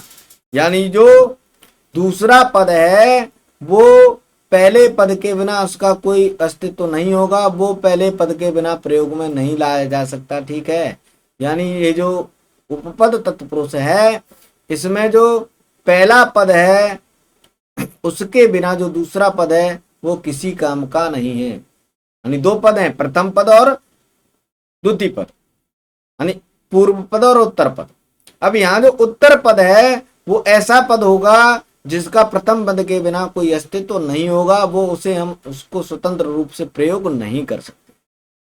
कैसे नहीं कर सकते ये देख लो उदाहरण के द्वारा। जैसे एक शब्द है गृहस्थ, एक शब्द आता है गृहस्थ, गृहस्थ शब्द आता है तो इसमें एक शब्द है ग्रह, कौन सा, प्रथम क्या है, ग्रह, प्रथम क्या है, ग्रह, और दूसरा क्या है, स्थ। अब ये जो स्थ शब्द है इसे हम स्वतंत्र रूप से कहीं प्रयोग नहीं कर सकते, ध्यान रखना। अगर ऐसा आ जाए, यानी यहां जो क्या है स्थ, ये जो स्थ शब्द है ये उत्तर पद हो गया और ग्रह प्रथम पद हो गया। तो ये जो प्रथम पद है ग्रह, इसके बिना हम स्थ का प्रयोग कहीं नहीं कर सकते। तो इसका मतलब ये हो गया कि इसमें कौन सा होगा, उपपद तत्पुरुष होगा, उपपद तत्पुरुष होगा। कौन सा होगा, उपपद। गृहस्थ में स्थ का कोई प्रयोग नहीं है, कोई स्वतंत्र प्रयोग नहीं कर सकते। जब हम दूसरे पद का कोई स्वतंत्र प्रयोग नहीं कर सकते हैं तो वहां उपपद तत्पुरुष होता है। इसके अगर हम समास विग्रह की बात करें तो गृहस्थ का जो होगा वो हो जाएगा गृह में स्थित या घर में रहने वाला। ठीक है, एक शब्द आता है मनोहर, यानी मन को हरने वाला। अब इसमें मन जो शब्द है वो तो पहला पद हो गया, और जो हर है उसका कोई हम जो है प्रयोग नहीं कर सकते। हरने वाले के अर्थ में हमें इस हर को प्रयोग नहीं कर सकते बिना किसी आगे एक शब्द को लगाए। ऐसे ही स्थ का कोई स्थित के रूप में हम प्रयोग नहीं कर सकते जब तक इससे पहले कोई शब्द नहीं लगेगा। ठीक है, ऐसे एक शब्द होता है तुम्हारा कठफोड़वा। अब कट का मतलब काट, फोड़ का मतलब फोड़वा का मतलब फोड़ने वाला, लेकिन बिना इस शब्द के लगाए, बिना इस फोड़वा के आगे कोई शब्द लगाए हम इस फोड़वा का स्वतंत्र प्रयोग नहीं कर सकते। जब हम नहीं कर सकते तो इसमें इस वाले जो समास है इसे हम क्या कहेंगे, उपपद तत्पुरुष। क्या कहेंगे, उपपद तत्पुरुष। इसका एक उदाहरण होता है जैसे पादप। अब इसमें पाद जो शब्द है वो पौधा हो गया, और प का मतलब प हो गया। अब इस प का अकेले का हम प्रयोग नहीं कर सकते किसी अर्थ में जब तक इससे पहले ये जो पाद शब्द न लगे। तो पाद शब्द का मतलब क्या होगा, पाद से पीने वाला। पाद का मतलब पैरों से, पैर का मतलब जड़। ठीक है, तो पादप का मतलब क्या होगा, पादप यानी पाद से पीने वाला या पैरों से पीने वाला या जड़ से पीने वाला कौन होता है, पौधा। तो पादप का मुख्य अर्थ क्या होता है, पौधा। इसका जो समास विग्रह करेंगे वो क्या होगा, पाद से पीने वाला। ठीक, तो ये चीज आपकी समझ में आ गई। यानी पहला पद के बिना दूसरे पद का कोई अस्तित्व नहीं होगा तो वह उपपद तत्पुरुष होगा। ठीक, इसके अलावा जो दूसरा इसका जो अन्य उपभेद होता है वो होता है साथियों अलुक तत्पुरुष। अलुक तत्पुरुष में क्या होता है? अलुक तत्पुरुष इसमें क्या होगा? पूर्व पद की जो विभक्ति होगी उसका लोप नहीं होगा। जो पूर्व पद की विभक्ति होगी उसका लोप नहीं होगा, तब हम उसे क्या कहेंगे? अलुक तत्पुरुष कहेंगे। यानी पूर्व पद की विभक्ति का लोप नहीं होगा, यानी वो जिस विभक्ति में है वो उसी विभक्ति में रहेगा। जैसे अगर वो प्रथम विभक्ति में है तो प्रथम में रहेगा, द्वितीय में है तो वो द्वितीय में रहेगा, तृतीय में है तो वो तृतीय में रहेगा। ये ध्यान रखना है। यानी जिस विभक्ति में है उसी विभक्ति में रहेगा, उसकी विभक्ति का लोप नहीं होगा, तब वहां पर क्या होगा? अलुक तत्पुरुष। उदाहरण के द्वारा समझते हैं, जैसे मनसिज। मनसिज यानी मन से उत्पन्न, मन में उत्पन्न। मनसिज का मतलब हो गया मन में उत्पन्न। अब इसमें जो पूर्व पद हो गया मन, और यहां पर भी क्या आ रहा है? मन। यानी मन की जो विभक्ति है वो चेंज नहीं हो रही है। मन जिस विभक्ति में है उसी विभक्ति में विसर्ग में भी आया है। ठीक है, यानी विसर्ग में इसमें जो शब्द मन है वह इसमें भी आया है, यानी इसमें कोई जो है लोप नहीं हो रहा विभक्ति का, तब वहां क्या होगा? अलग तत्पुरुष होगा। एक अन्य उदाहरण जैसे धनंजय। धनंजय, अब धन शब्द है, यहाँ जो है धन शब्द है, इसमें भी विभक्ति में कोई चेंज नहीं हुआ। एक शब्द आता है खेचर। खे का मतलब आसमान। अब यहाँ आसमान या खे ये दोनों एक ही हैं, इसमें भी यहाँ विभक्ति में कोई चेंज नहीं हो रहा है, तो इसका मतलब यहाँ भी कौन सा हो गया? अलग तत्पुरुष हो गया। एक शब्द आ गया युधिष्ठिर। अब युद्ध में स्थिर, युधिष्ठिर का मतलब क्या हो गया? युद्ध में स्थिर, यानी जो युद्ध में स्थिर रहे वो हो गया युधिष्ठिर। तो यहाँ जो युद्धि शब्द है उसका भी कोई विभक्ति का लोप नहीं हो रहा, वो जिस विभक्ति में उसी विभक्ति में। तो ध्यान रखना है, ये जो अलुक तत्पुरुष है ज्यादातर संस्कृत में आता है। किसमें आता है? संस्कृत में इसका ज्यादा प्रयोग होता है, हिंदी में कोई इसका ज्यादा प्रयोग नहीं होता। ये ध्यान रखना आप लोग। यानी ये जो अलुक तत्पुरुष है ये संस्कृत में आता है, क्योंकि जो विभक्तियां हैं उन्हें हम संस्कृत में पढ़ते हैं। किसमें पढ़ते हैं? संस्कृत में पढ़ते हैं। बढ़ते हैं आगा। अगला जो हमारा तत्पुरुष का अन्य उपभेद वो है साथियों न तत्पुरुष समास। न तत्पुरुष समास जो होता है इसमें संस्कृत के शब्दों में निषेध के अर्थ में पूर्व पद क्या आएगा? निषेध का मतलब नहीं करने के अर्थ में वो न आएगा या अन आएगा, और जो दूसरा वो होगा वो संज्ञा या विशेषण शब्द रहेगा, तब वहां न तत्पुरुष समास रहता है। न तत्पुरुष समास रहेगा कब? जब पूर्व पद न हो या अन हो, न हो या अन हो। ठीक है, ये भी ज्यादातर संस्कृत में ही आते हैं, हिंदी में इनका ज्यादा प्रयोग नहीं होता है। उदाहरण के द्वारा समझ लेते हैं, जैसे एक शब्द आता है न अर्थम। अब इसमें जो न आया है इसका हो जा रहा है यहाँ पर अन। न का क्या हो जा रहा है? अन। न अर्थम का मतलब हो गया अनर्थ, या इसका मतलब हो गया अर्थ रहित। ठीक, न अर्थम यानी जिसका कोई अर्थ नहीं है, तो वहां हो गया अनर्थम शब्द हो गया, और इसका जो संधि विच्छेद हो गया वो हो गया अर्थ रहित। क्या होगा? हिंदी में से क्या कहेंगे? अर्थ रहित। अब एक चीज याद रखना, अगर न जो शब्द है इसके बाद में कोई स्वर आता है, कोई स्वर आता है, तो जो न होता है वो अन में परिवर्तित होता है। किसमें होता है? अन में। जैसे न हो गया और यहाँ अर्थम हो गया, तो इसका क्या हो गया? अन हो गया, अन अर्थम। ठीक, ऐसे ही एक शब्द यहाँ आता है न इच्छा। यहाँ भी स्वर है इच्छा, ई स्वर है, तो न का क्या हो गया? अन, तो ये भी हो गया अन इच्छा या इच्छा रहित। एक शब्द आता है न औषधि। अब देखो यहाँ भी स्वर है, तो यहाँ भी क्या हो जाएगा? अन हो जाएगा। न का क्या हो जाएगा? अन हो जाएगा, तो ये क्या हो जाएगा? अनौषधि। क्या हो जाएगा? अनौषधि। इसका मतलब क्या होता है? औषधि के बिना। एक शब्द आता है न कारण। अब ध्यान रखना यहाँ पर जो व्यंजन आ रहा है, देखो, तो जब व्यंजन आए तो न का हो जाता है अ। न का क्या होता है? अ हो जाता है केवल। अगर विसर्ग आ रहा है, विसर्ग आ रहा है, विसर्ग आए तो जो न है इसका अ हो जाता है। क्या हो जाता है साथियों? अ हो जाता है। अगर यहाँ पर व्यंजन आ रहा है, जो दूसरा पद है उसमें अगर व्यंजन आ रहा है तो न का अ हो जाएगा, तो यहाँ न का क्या हो गया? अ हो गया, तो ये क्या हो गया? अकारण, यानी कारण के बिना। यानी के बिना के लिए या के रहित के लिए हम यहाँ न या अन का प्रयोग करते हैं, तब वहां होता है न तत्पुरुष। यानी न का मतलब जहां निषेधात्मक शब्द आए वहां पर इसका सीधा मतलब है कि वहां न तत्पुरुष। ये चीज आपको क्लियर हो गई होगी, आप इसको नोट कर सकते हैं, जल्दी कर लीजिएगा।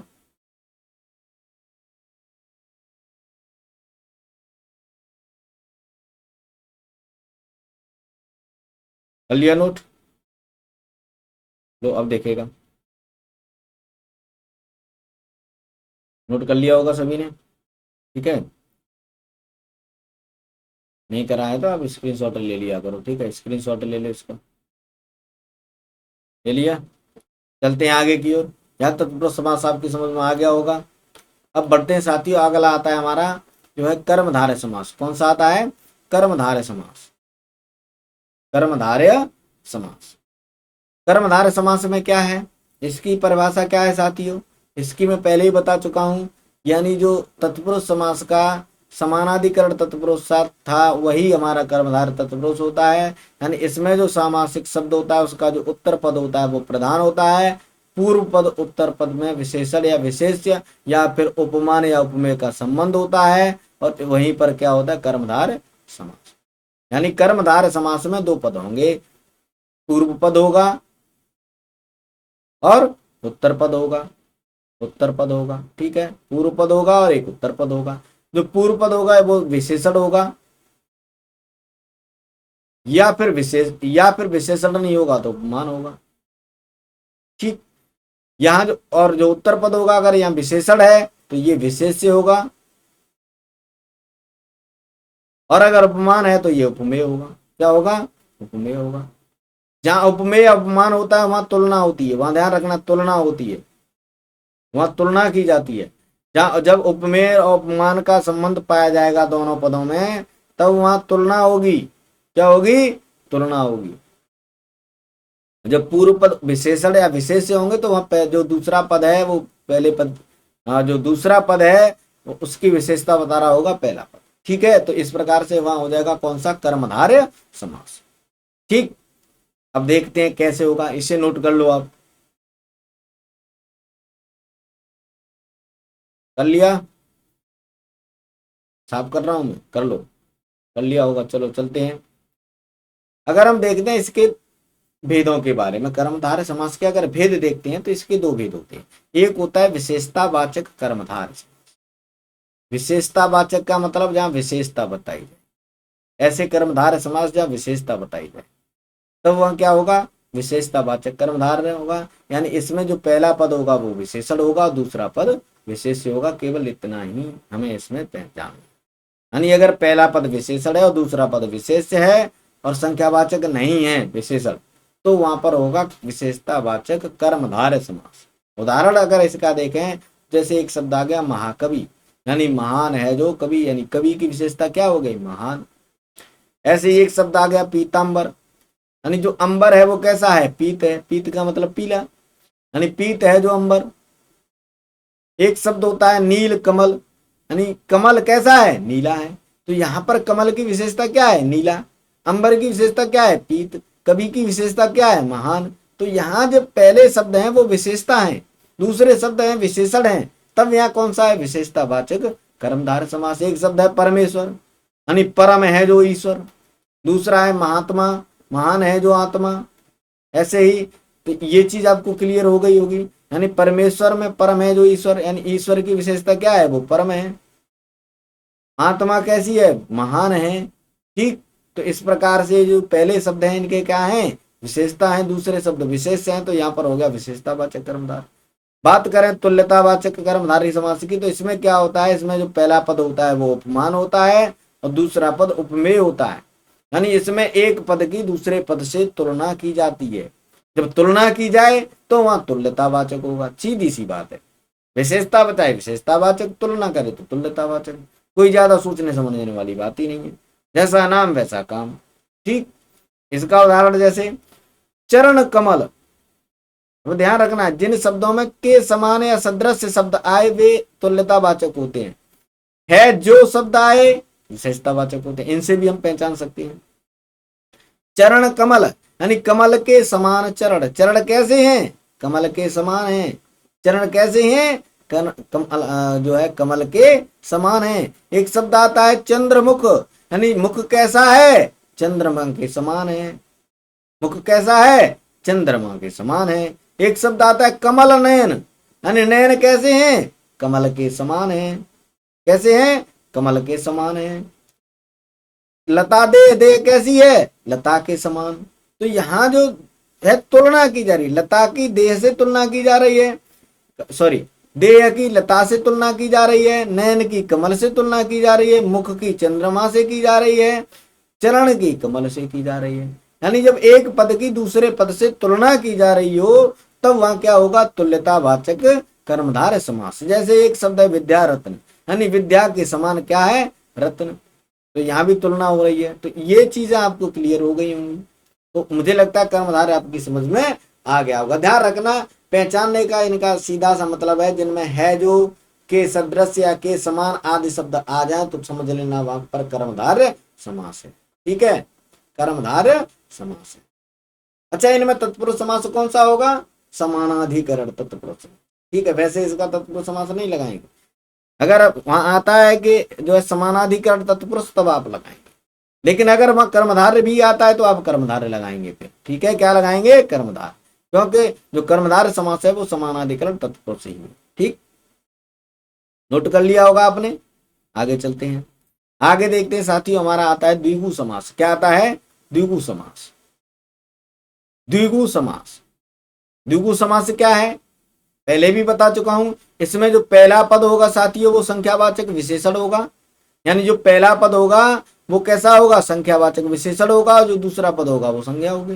यानी पहला पद होगा एक, दूसरा पद होगा, जो पहला पद होगा वो विशेषण होगा। क्या होगा, विशेषण। लेकिन वो जो विशेषण होगा वो कैसा होगा, संख्यावाचक। कैसा होगा, संख्यावाचक, संख्यावाचक, यानी वो संख्या दर्शा रहा होगा, प्रथम 1 2 3 4 5, ठीक, ऐसे संख्या दिखाएगा। और जो दूसरा पद होगा वो संज्ञा होगी। क्या होगी, संज्ञा होगी। अगर ऐसे आ जाए और इनका अर्थ यहीं तक सीमित रहे, ध्यान रखना, इनका अर्थ जो है यहीं तक सीमित रहे, इन्हीं शब्दों तक सीमित रहे, कोई अन्य शब्द इनसे ना बने, तब वहां होगा द्विगु समास। अगर इनसे कोई नया शब्द बन जाता है, अर्थ निकाल के कोई नया शब्द बनता है, तब वहां पर द्विगु समास नहीं होगा, तब वहां होगा बहुव्रीहि समास। कौन सा होगा, बहुव्रीहि समास। आगे पढ़ाऊंगा। यहाँ इतनी चीज समझ लो कि द्विगु समास में पहला पद जो होता है वो संख्यावाचक विशेषण होता है, दूसरा पद संख्या होता है। ठीक, इसका जब हम समाहार या समूह का बोध होता है, इससे हमारे किसका बोध होता है, समूह का या समाहार का, मतलब इकट्ठा होना। ठीक है, तो इकट्ठी चीज का या समूह का इससे बोध होता है। उदाहरण इसका देखते हैं, जैसे पंचवटी। यह जो पंच शब्द है ये संख्यावाचक है। पंच का मतलब 5, वटी का मतलब वटों का समाहार। क्या हो गया, वटों का समाहार। ऐसे सत सही, सत का मतलब 7, 100 दोहों का समूह। सत सही किसे कहते हैं, 700 दोहों का समूह। अष्टाध्यायी, अष्ट का मतलब 8, त्रिकोण 3, नव 9, 2 पहर 2, चौ 4, सत 7, सत 100, नव 9। यानी जो पहले शब्द हैं, इनके जो पहले पद हैं वो संख्यावाचक हैं। तो ये क्या है, यहाँ पर द्विगु समास है। यानी सब में क्या है, द्विगु समास है। सत सही 700 दोहों का समूह, अष्टाध्यायी 8 अध्यायों का समाहार, त्रिकोण 3 कोणों का समाहार, नवरत्न नवरत्नों का समाहार, 2 पैर 2 पैरों का समाहार, जब 2 पैर एक साथ मिले, चौमासा 4 मासों का समूह, शताब्दी 100 वर्षों का समूह, नवग्रह 9 ग्रहों का समाहार। जब 9 ग्रह इकट्ठे हों तब उसे नवग्रह कहेंगे। ठीक है, तो इस प्रकार से द्विगु समास आपका क्लियर हो गया। इसमें हमें केवल एक ही चीज याद रखनी है, जो पहले शब्द हैं, जो पहले पद हैं वो संख्यावाची हैं। ठीक है, ये चीज क्लियर हो गई होगी, आपकी समझ में आ गया होगा। आप इसको नोट कर सकते हैं, स्क्रीनशॉट ले लो।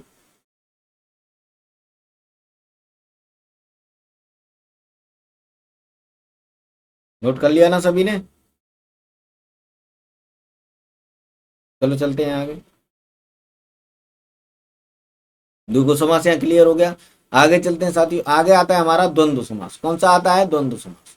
अगर हम द्वंद्व समास की बात करें तो इसमें पहले भी बताया हूं, जब मैं इसके भेद बता रहा था, इसमें जो होते हैं दोनों पद प्रधान होते हैं। इसमें दोनों पद प्रधान होंगे और दोनों ही दोनों संज्ञा होंगे या फिर विशेषण होंगे। दोनों पद या तो संज्ञा होंगे या फिर दोनों के दोनों विशेषण होंगे। तब वहां पर क्या होगा साथियों, द्वंद्व समास होगा। कौन सा होगा, द्वंद्व समास। ठीक, जैसे शब्द आते हैं माता पिता, माता पिता दोनों एक साथ रखते हैं, पर दोनों की प्रधानता है यहाँ पर। भाई बहन, भाई बहन, सुख दुख, ऐसे ही तो यूज करते हैं, सुख दुख आते जाते हैं। ठीक है, तो ये जो शब्द है इनमें क्या होता है, द्वंद्व समास हो, यानी जब दोनों पदों में, दोनों पदों की प्रधानता हो, दोनों पद या तो विशेषण हो या फिर दोनों के दोनों संज्ञा हो, तब वहां पर क्या होगा, द्वंद्व समास होगा। यानी दोनों में आपस में बराबर की टक्कर होगी, यानी कोई किसी से कम नहीं होगा। ठीक है, जब कोई किसी से कम नहीं है तब वहां पर क्या है साथियों, द्वंद्व समास है। कौन सा है, द्वंद्व समास। ठीक,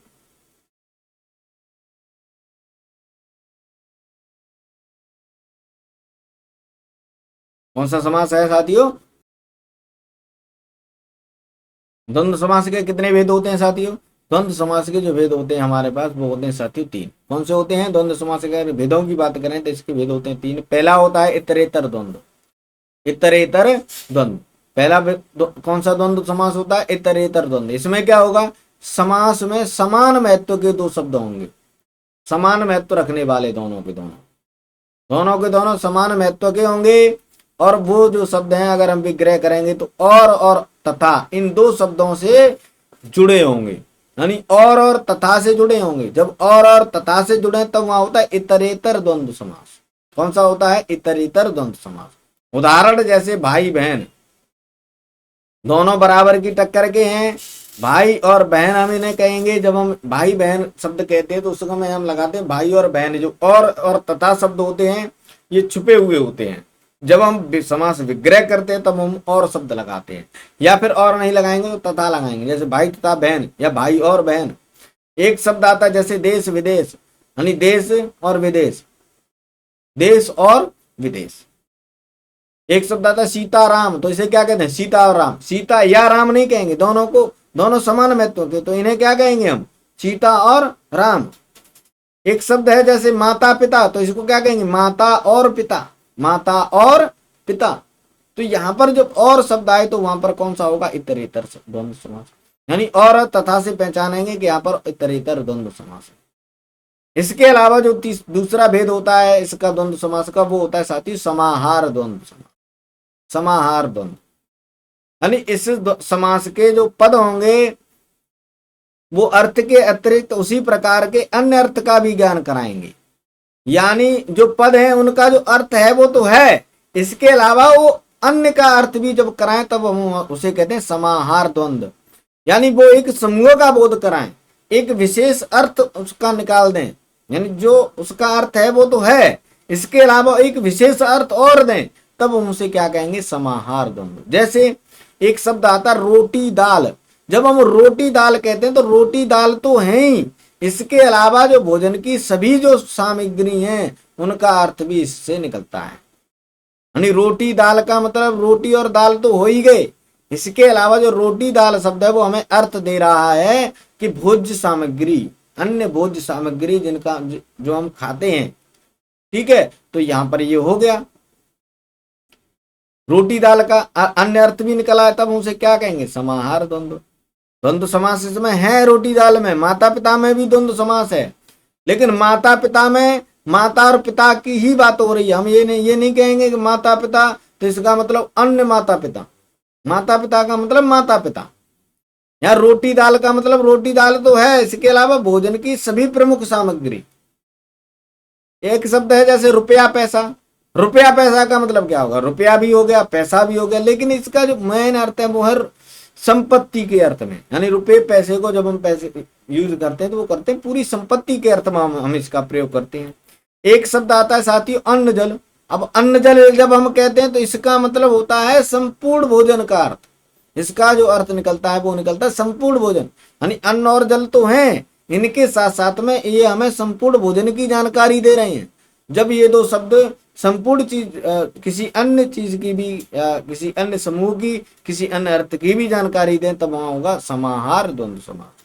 एक अन्य उदाहरण जैसे कपड़ा लत्ता, तो कपड़ा और लत्ता तो हैं, यानी कपड़ा लत्ता वगैरह जो है वो तो हैं, इसके अलावा वस्त्र का, पूरे जो वस्त्र होते हैं उनका हमें ये क्या दे रहा है, अर्थ दे रहा है। तो यहाँ पर कौन सा समास हो गया साथियों, समाहार द्वंद्व समास हो गया। इसके अलावा होता है वैकल्पिक द्वंद्व। वैकल्पिक द्वंद्व का मतलब होता है जब दोनों में से किसी एक को चुनना पड़े, दोनों में से किसी एक की बात करें, तब वहां क्या होता है, वैकल्पिक द्वंद्व, विकल्प की तरह यूज। यानी दो विरोधी भावों के बोधक शब्दों को मेल से जो बनता है उसे हम कहते हैं वैकल्पिक द्वंद्व। और इसमें हम या शब्द लगाएंगे या फिर अथवा लगाएंगे। जब हम इसका विग्रह करेंगे तो इसमें या लगेगा या अथवा लगेगा। ये जो है विकल्प सूचक शब्द होते हैं, विकल्प सूचक जो है योजक शब्द होते हैं ये, या और अथवा। जैसे एक शब्द आता है तुम्हारा भला बुरा, या तो उसने भला कहा या फिर बुरा कहा। भाई एक आदमी मान लो मेरी कोई अगर भला कहेगा तो वो मुझे या तो बुरा नहीं बुरा या तो भला कहेगा या फिर बुरा कहेगा। भला कह रहा है तो बुरा तो कह नहीं सकता, अगर बुरा कह रहा है तो भला नहीं कहेगा। यानी वो एक चीज कहेगा। वो किसी ने कहा कि वो तो यार किसी के बारे में भला बुरा कहता है। भला बुरा कहने का मतलब क्या है, यानी वो या तो वो किसी का भला कहता है या फिर किसी की बुराई करता है। जैसे एक शब्द आ गया छोटा बड़ा, या तो कोई छोटा होगा या फिर कोई बड़ा होगा। ये नहीं हो सकता है कि एक आदमी छोटा और बड़ा दोनों हो जाए, दोनों तो नहीं हो सकते ना, या तो वो छोटा ही होगा या फिर वो बड़ा ही होगा। ऐसे ही या तो कोई भला ही होगा या फिर कोई बुरा ही होगा। ऐसा नहीं है कि भला बुरा दोनों हो जाए। जैसे एक शब्द आ गया पाप पुण्य, या तो कोई पाप करेगा या फिर पुण्य करेगा। पाप पुण्य एक साथ नहीं हो सकते, या तो एक बार में पाप होंगे या फिर एक बार में पुण्य होंगे। तो यहाँ ये जो शब्द हैं ये वैकल्पिक हैं। कैसे हैं, वैकल्पिक हैं। इनमें या शब्द या अथवा लगाकर हम इनका समास विग्रह करते हैं। एक शब्द आता है ऊंचा नीचा, या तो ऊंचा होगा या फिर नीचा होगा, यहाँ भी वैकल्पिक है। तो यहाँ जो द्वंद्व समास होगा वो कैसा होगा, द्वंद्व समास होगा। कौन सा, वैकल्पिक। तो ये दो जो है द्वंद्व समास आपका क्लियर हो गया होगा। नोट कर लो जल्दी से सभी के सभी।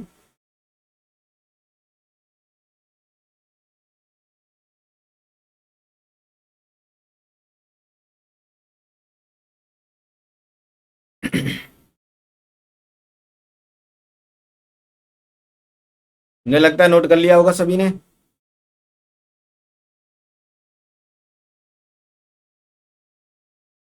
नोट कर लिया सभी ने ये। चलिए आगे चलते हैं।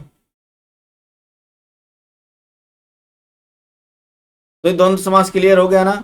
आगे चलते हैं। आगे आता है साथी हमारा बहुब्रीहि समास। इसमें क्या होता है, इस बहुब्रीहि समास में न तो पहला पद न ही दूसरा पद, यानी न तो पूर्व पद और न ही उत्तर पद, दोनों में से किसी की प्रधानता नहीं होती है। इसमें साथियों दोनों पदों के मिलाकर के जो नया शब्द बनता है वही क्या होता है हमारा, इसका प्रधान होता है। यानी जो अन्य पद होता है वही क्या होता है, इसमें प्रधान होता है। यानी इस समास में कोई भी पद प्रधान नहीं होता, दोनों पद मिलकर एक नया अर्थ प्रकट करते हैं। जो नया अर्थ प्रकट करते हैं उसी को हम क्या कहते हैं साथियों, प्रधान कहते हैं। इस यानी इसमें जो होते हैं अन्य पद की प्रधानता होती है। ध्यान रखना, अन्य पद की प्रधानता इसमें होगी,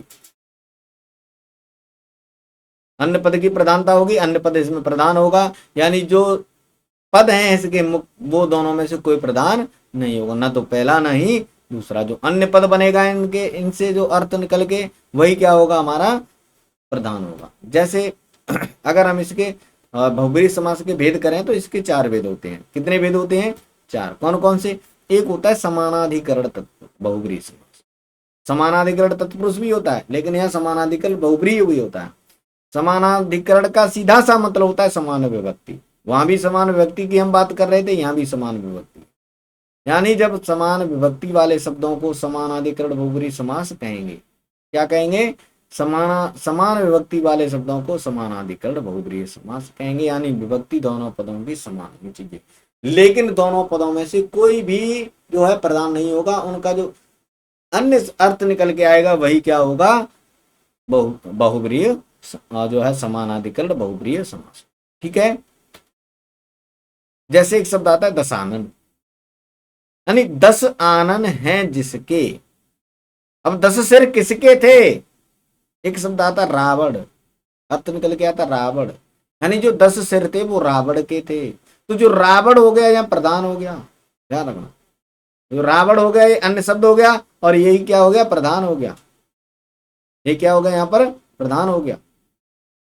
यानी एक नया अर्थ निकल के जब आता है दोनों शब्दों से मिलकर के, तब हम वहां क्या कहते हैं, बहुब्रीहि समास कहते हैं। और बहुब्रीहि समास में भी जब समान विभक्ति के दोनों शब्दों हैं, 10 और आनन, ये दोनों समान विभक्ति के हैं, एक ही विभक्ति के हैं, इसलिए हम इसको क्या कह रहे हैं समानाधिकरण बहुब्रीहि समास कह रहे हैं। एक शब्द आता है खगेश, यानी खगों का ईश है जो। अब खगों का ईश यानी खगों का भगवान कौन होता है, देवता कौन होता है, राजा कौन होता है, गरुड़। कौन होता है, गरुड़। यानी खगों का ईश है जो, अर्थात गरुड़ की बात कर रहे हैं। जब हम किसी अन्य शब्द की बात करें तब वहां पर क्या होता है, बहुब्रीहि समास। तो खगेश में कौन सा होगा, बहुब्रीहि समास। ठीक, ये चीज क्लियर हो गई। इसका अन्य जो भेद होता है वो होता है सत व्यधिकरण तत्पुरुष। व्यधिकरण का मतलब क्या हो गया, समानाधिकरण का मतलब सामान्य विभक्ति, व्यधिकरण का मतलब जो विभक्ति हो वो असमान हो, विभक्ति कैसी हो, अलग अलग हो दोनों पदों की, तो वहां व्यधिकरण हो जाएगा। उदाहरण के तौर पर जैसे चंद्र और शेखर, यानी चंद्र है सिर पर जिसके, अर्थात किसकी बात कर रहे हैं, शिव महादेव भोले शंकर। ठीक, तो चंद्रशेखर, चंद्र है सिर पर जिसके या चंद्र है शिखर पर जिसके, उसे क्या कहेंगे, शिव। अब शिव जो है वो क्या हो गया, अन्य शब्द हो गया, तो इसकी प्रधानता हो गई, तो यहाँ बहुब्रीहि समास हो गया। लेकिन चंद्र और शेखर दोनों की जो विभक्तियां हैं वो अलग अलग हैं। अब अलग अलग हैं इसलिए यहाँ पर व्यधिकरण बहुब्रीहि समास है। एक शब्द आता है वीणा पाड़ी, वीणा है पाणी में जिसके, अर्थात वीणा किसके हाथ में रहती है, सरस्वती के हाथ में रहती है। सबको पता है कि वीणा सरस्वती के हाथ में रहती है, तो उसे क्या कहेंगे, वीणा पाणी कहेंगे।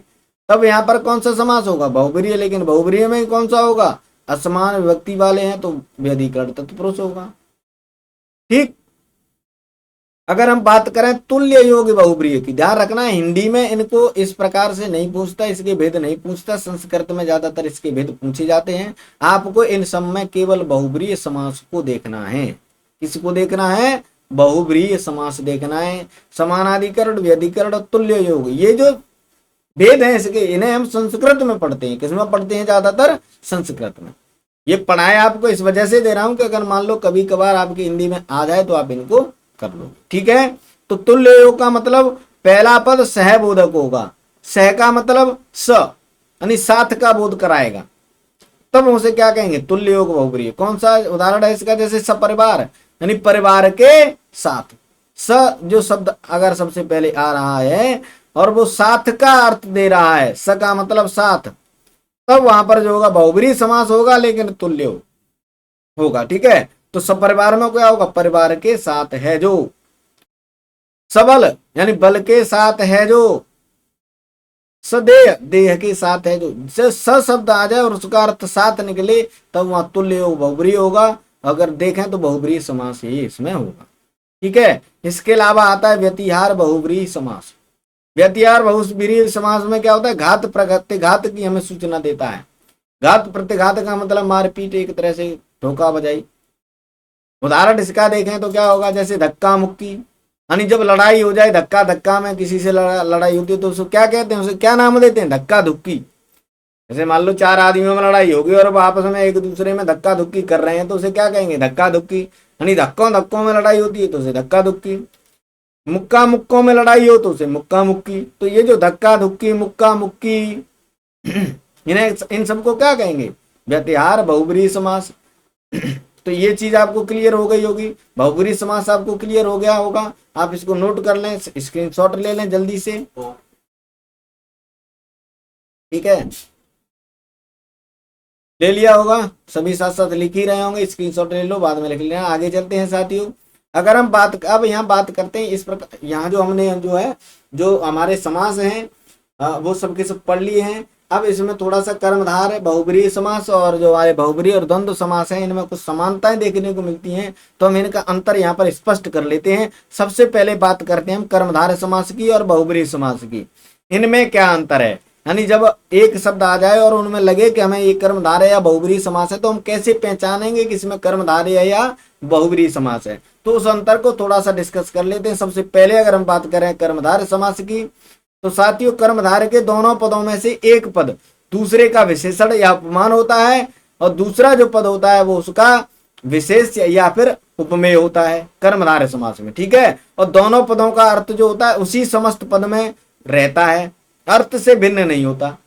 यानी दोनों समस्त पद जो होते हैं उन्हीं के अर्थ में रहेगा, इनसे भिन्न नहीं होगा। जैसे उदाहरण, जैसे एक शब्द आता है नीलांबर, यानी नीला है अंबर जो, केवल इतना ही, नीला है अंबर जो, इसका कोई अन्य अर्थ नहीं निकालेंगे। जब अन्य अर्थ ना निकालें तो क्या है, कर्मधारय समास है। ध्यान रखना, कर्मधारय समास।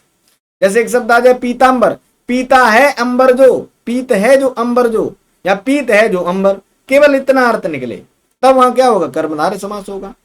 अगर हम बात करें बहुब्रीहि समास की, तो बहुब्रीहि समास में क्या होता है, यानी दोनों पदों में विशेषण विशेष्य उपमान उपमेय का संबंध नहीं होगा। उनमें इनमें ऐसा विशेषण विशेष्य या फिर उपमान उपमेय का अर्थ जो होता है संबंध नहीं होता। ये दोनों पद आपस में मिल जाते हैं, मिलकर के एक अन्य पद का निर्माण करते हैं। ये जो मिलकर के जो शब्द बनता है वो अन्य पद की विशेषता बताता है, यानी जो पूरा समस्त पद है वो किसी अन्य पद की विशेषता बताएगा, तब वहां क्या होगा, बहुब्रीहि समास। उदाहरण जैसे नीलकंठ, अब नीला है कंठ जिसका, नीला है कंठ जिसका, इसका मतलब है शिव, यानी शिव की विशेषता क्या है, नीला कंठ वाला। तो जो नीला कंठ है ये विशेषण बन गया किसका, शिव का, यानी जो अन्य अर्थ निकला उसका विशेषण क्या हो गया, नीलकंठ। ठीक है, तो नीला है कंठ जिसका अर्थात शिव, जब अन्य अर्थ निकल जाए और अन्य अर्थ निकले उस अन्य अर्थ वाले शब्द का जो पहला समस्त पद है वो क्या हो, विशेषण बन जाए, तब उसे कहते हैं बहुब्रीहि समास। ठीक, जैसे मैंने बोला दशानन, दशानन, अब जो दशानन में सॉरी बहुब्रीहि समास, और उसकी बात करेंगे द्विगु समास की, इसमें कर्मधारय समास नहीं है। तो यहाँ नीलकंठ समझ में आ गया। आगे चलते हैं, ये कर्मधारय और बहुब्रीहि समास आपकी समझ में आ गया होगा, इनका जो अंतर है वो समझ में आ गया होगा। सभी नोट कर लें, स्क्रीनशॉट ले लें, सबको दिख रहा है, बाद में लिख लेना। आगे चलते हैं साथियों, आगे बात करते हैं द्विगु समास और बहुब्रीहि समास में अंतर की। तो सबसे पहले अगर हम द्विगु समास को देखें साथियों, तो इसमें जो पूर्व पद होता है वो संख्यावाची होता है। कैसा होता है, संख्यावाची, और दोनों पदों का अर्थ समस्त पद के अर्थ से भिन्न नहीं होगा। यानी जिस प्रकार कर्मधारय का अर्थ भिन्न नहीं था, इस प्रकार द्विगु समास का भी अर्थ भिन्न नहीं होता। इसमें जो उत्तर पद होता है वो प्रधानता रखता है, वो संज्ञा होता है और उत्तर पद प्रधानता रखता है। जैसे एक शब्द आता है सप्त ऋषि, सप्त ऋषियों का मतलब सप्त ऋषियों का समूह, यानी यहाँ केवल इसका अर्थ यहीं तक सीमित है, इसका हम अन्य अर्थ नहीं निकालेंगे। जैसे दशानन, दशानन, अब दशानन को हम जब ये कहें कि 10 हैं, 10 आनन, 10 आनन का समूह, यानी 10 आनन का समूह, आनन का समूह, जब इस प्रकार कहेंगे तो यहां पर ये द्विगु समास होगा। ठीक, ये चीज क्लियर हो गई, यानी इसका अन्य अर्थ नहीं निकलता। जो आनंद शब्द है इसकी प्रमुखता है यहाँ पर, सप्त ऋषि में ऋषि की प्रमुखता है, प्रधानता है यहाँ पर। ठीक है, यानी जो उत्तर पद है वो प्रधान है, पहला पद संख्यावाचक है, तो यहाँ द्विगु समास हो गया। बात करें बहुब्रीहि की, तो इसमें भी बहुब्रीहि समास में कभी कभी क्या होता है साथियों, जो पहला पद होता है संख्यावाची आ जाता है विशेषण बन करके, लेकिन वहां पर दूसरे पद की विशेषता नहीं बताता वो, बल्कि वो दूसरे पद के साथ मिल जाता है और अन्य पद की विशेषता बताया।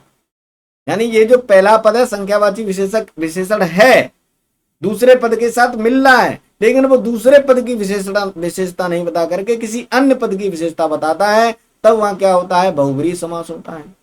जैसे एक शब्द है दशानन, दशानन यहां भी था, दशानन में मैंने कहा 10 आनन का समूह, तब तो द्विगु समास है, लेकिन मैंने कहा 10 है आनन जिसके अर्थात रावण, तब क्या हो गया, रावण की बात हो रही है, 10 सिर वाला, तब वहां क्या हो गया, बहुब्रीहि समास हो गया। क्या हो गया, बहुब्रीहि समास हो गया। तो साथियों इस प्रकार से जो हमारे समास हैं समाप्त हो जाते हैं। मुझे लगता है कि आप सभी को बहुत पसंद आया होगा, बहुत अच्छा लगा होगा, क्लास समझ में आई होगी, सारी चीजें आप अच्छे तरीके से समझ गए होंगे। एक ही क्लास में, एक ही वीडियो में सारे समास यहाँ पर समाप्त हो जाते हैं। तो विदा लेते हैं साथियों आपसे, आज के लिए केवल इतना ही है। अगर आपको हमारा क्लास पसंद आया हो, वीडियो पसंद आया हो, आपको क्लास जो है समझ में आई हो, पढ़ना अच्छा लगा हो, तो आप हमारे इस वीडियो को अपने साथियों के साथ शेयर कर सकते हैं। ठीक है, अगर आप नए हैं चैनल पे तो इसको सब्सक्राइब कर सकते हैं, लाइक कर सकते हैं, ये आपकी मर्जी है, किसी पर कोई जो जबरदस्ती नहीं है। ठीक है, तो साथियों आज के लिए केवल इतना ही है, मिलते हैं अगले नेक्स्ट वीडियो में। तब तक के लिए सभी साथियों को जय हिंद, जय भारत, वंदे मातरम।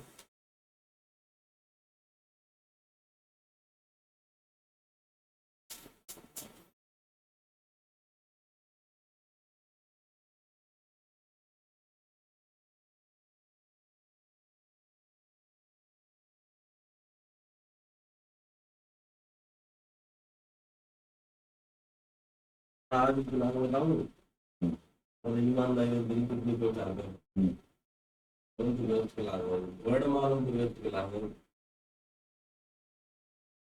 वर्णमाला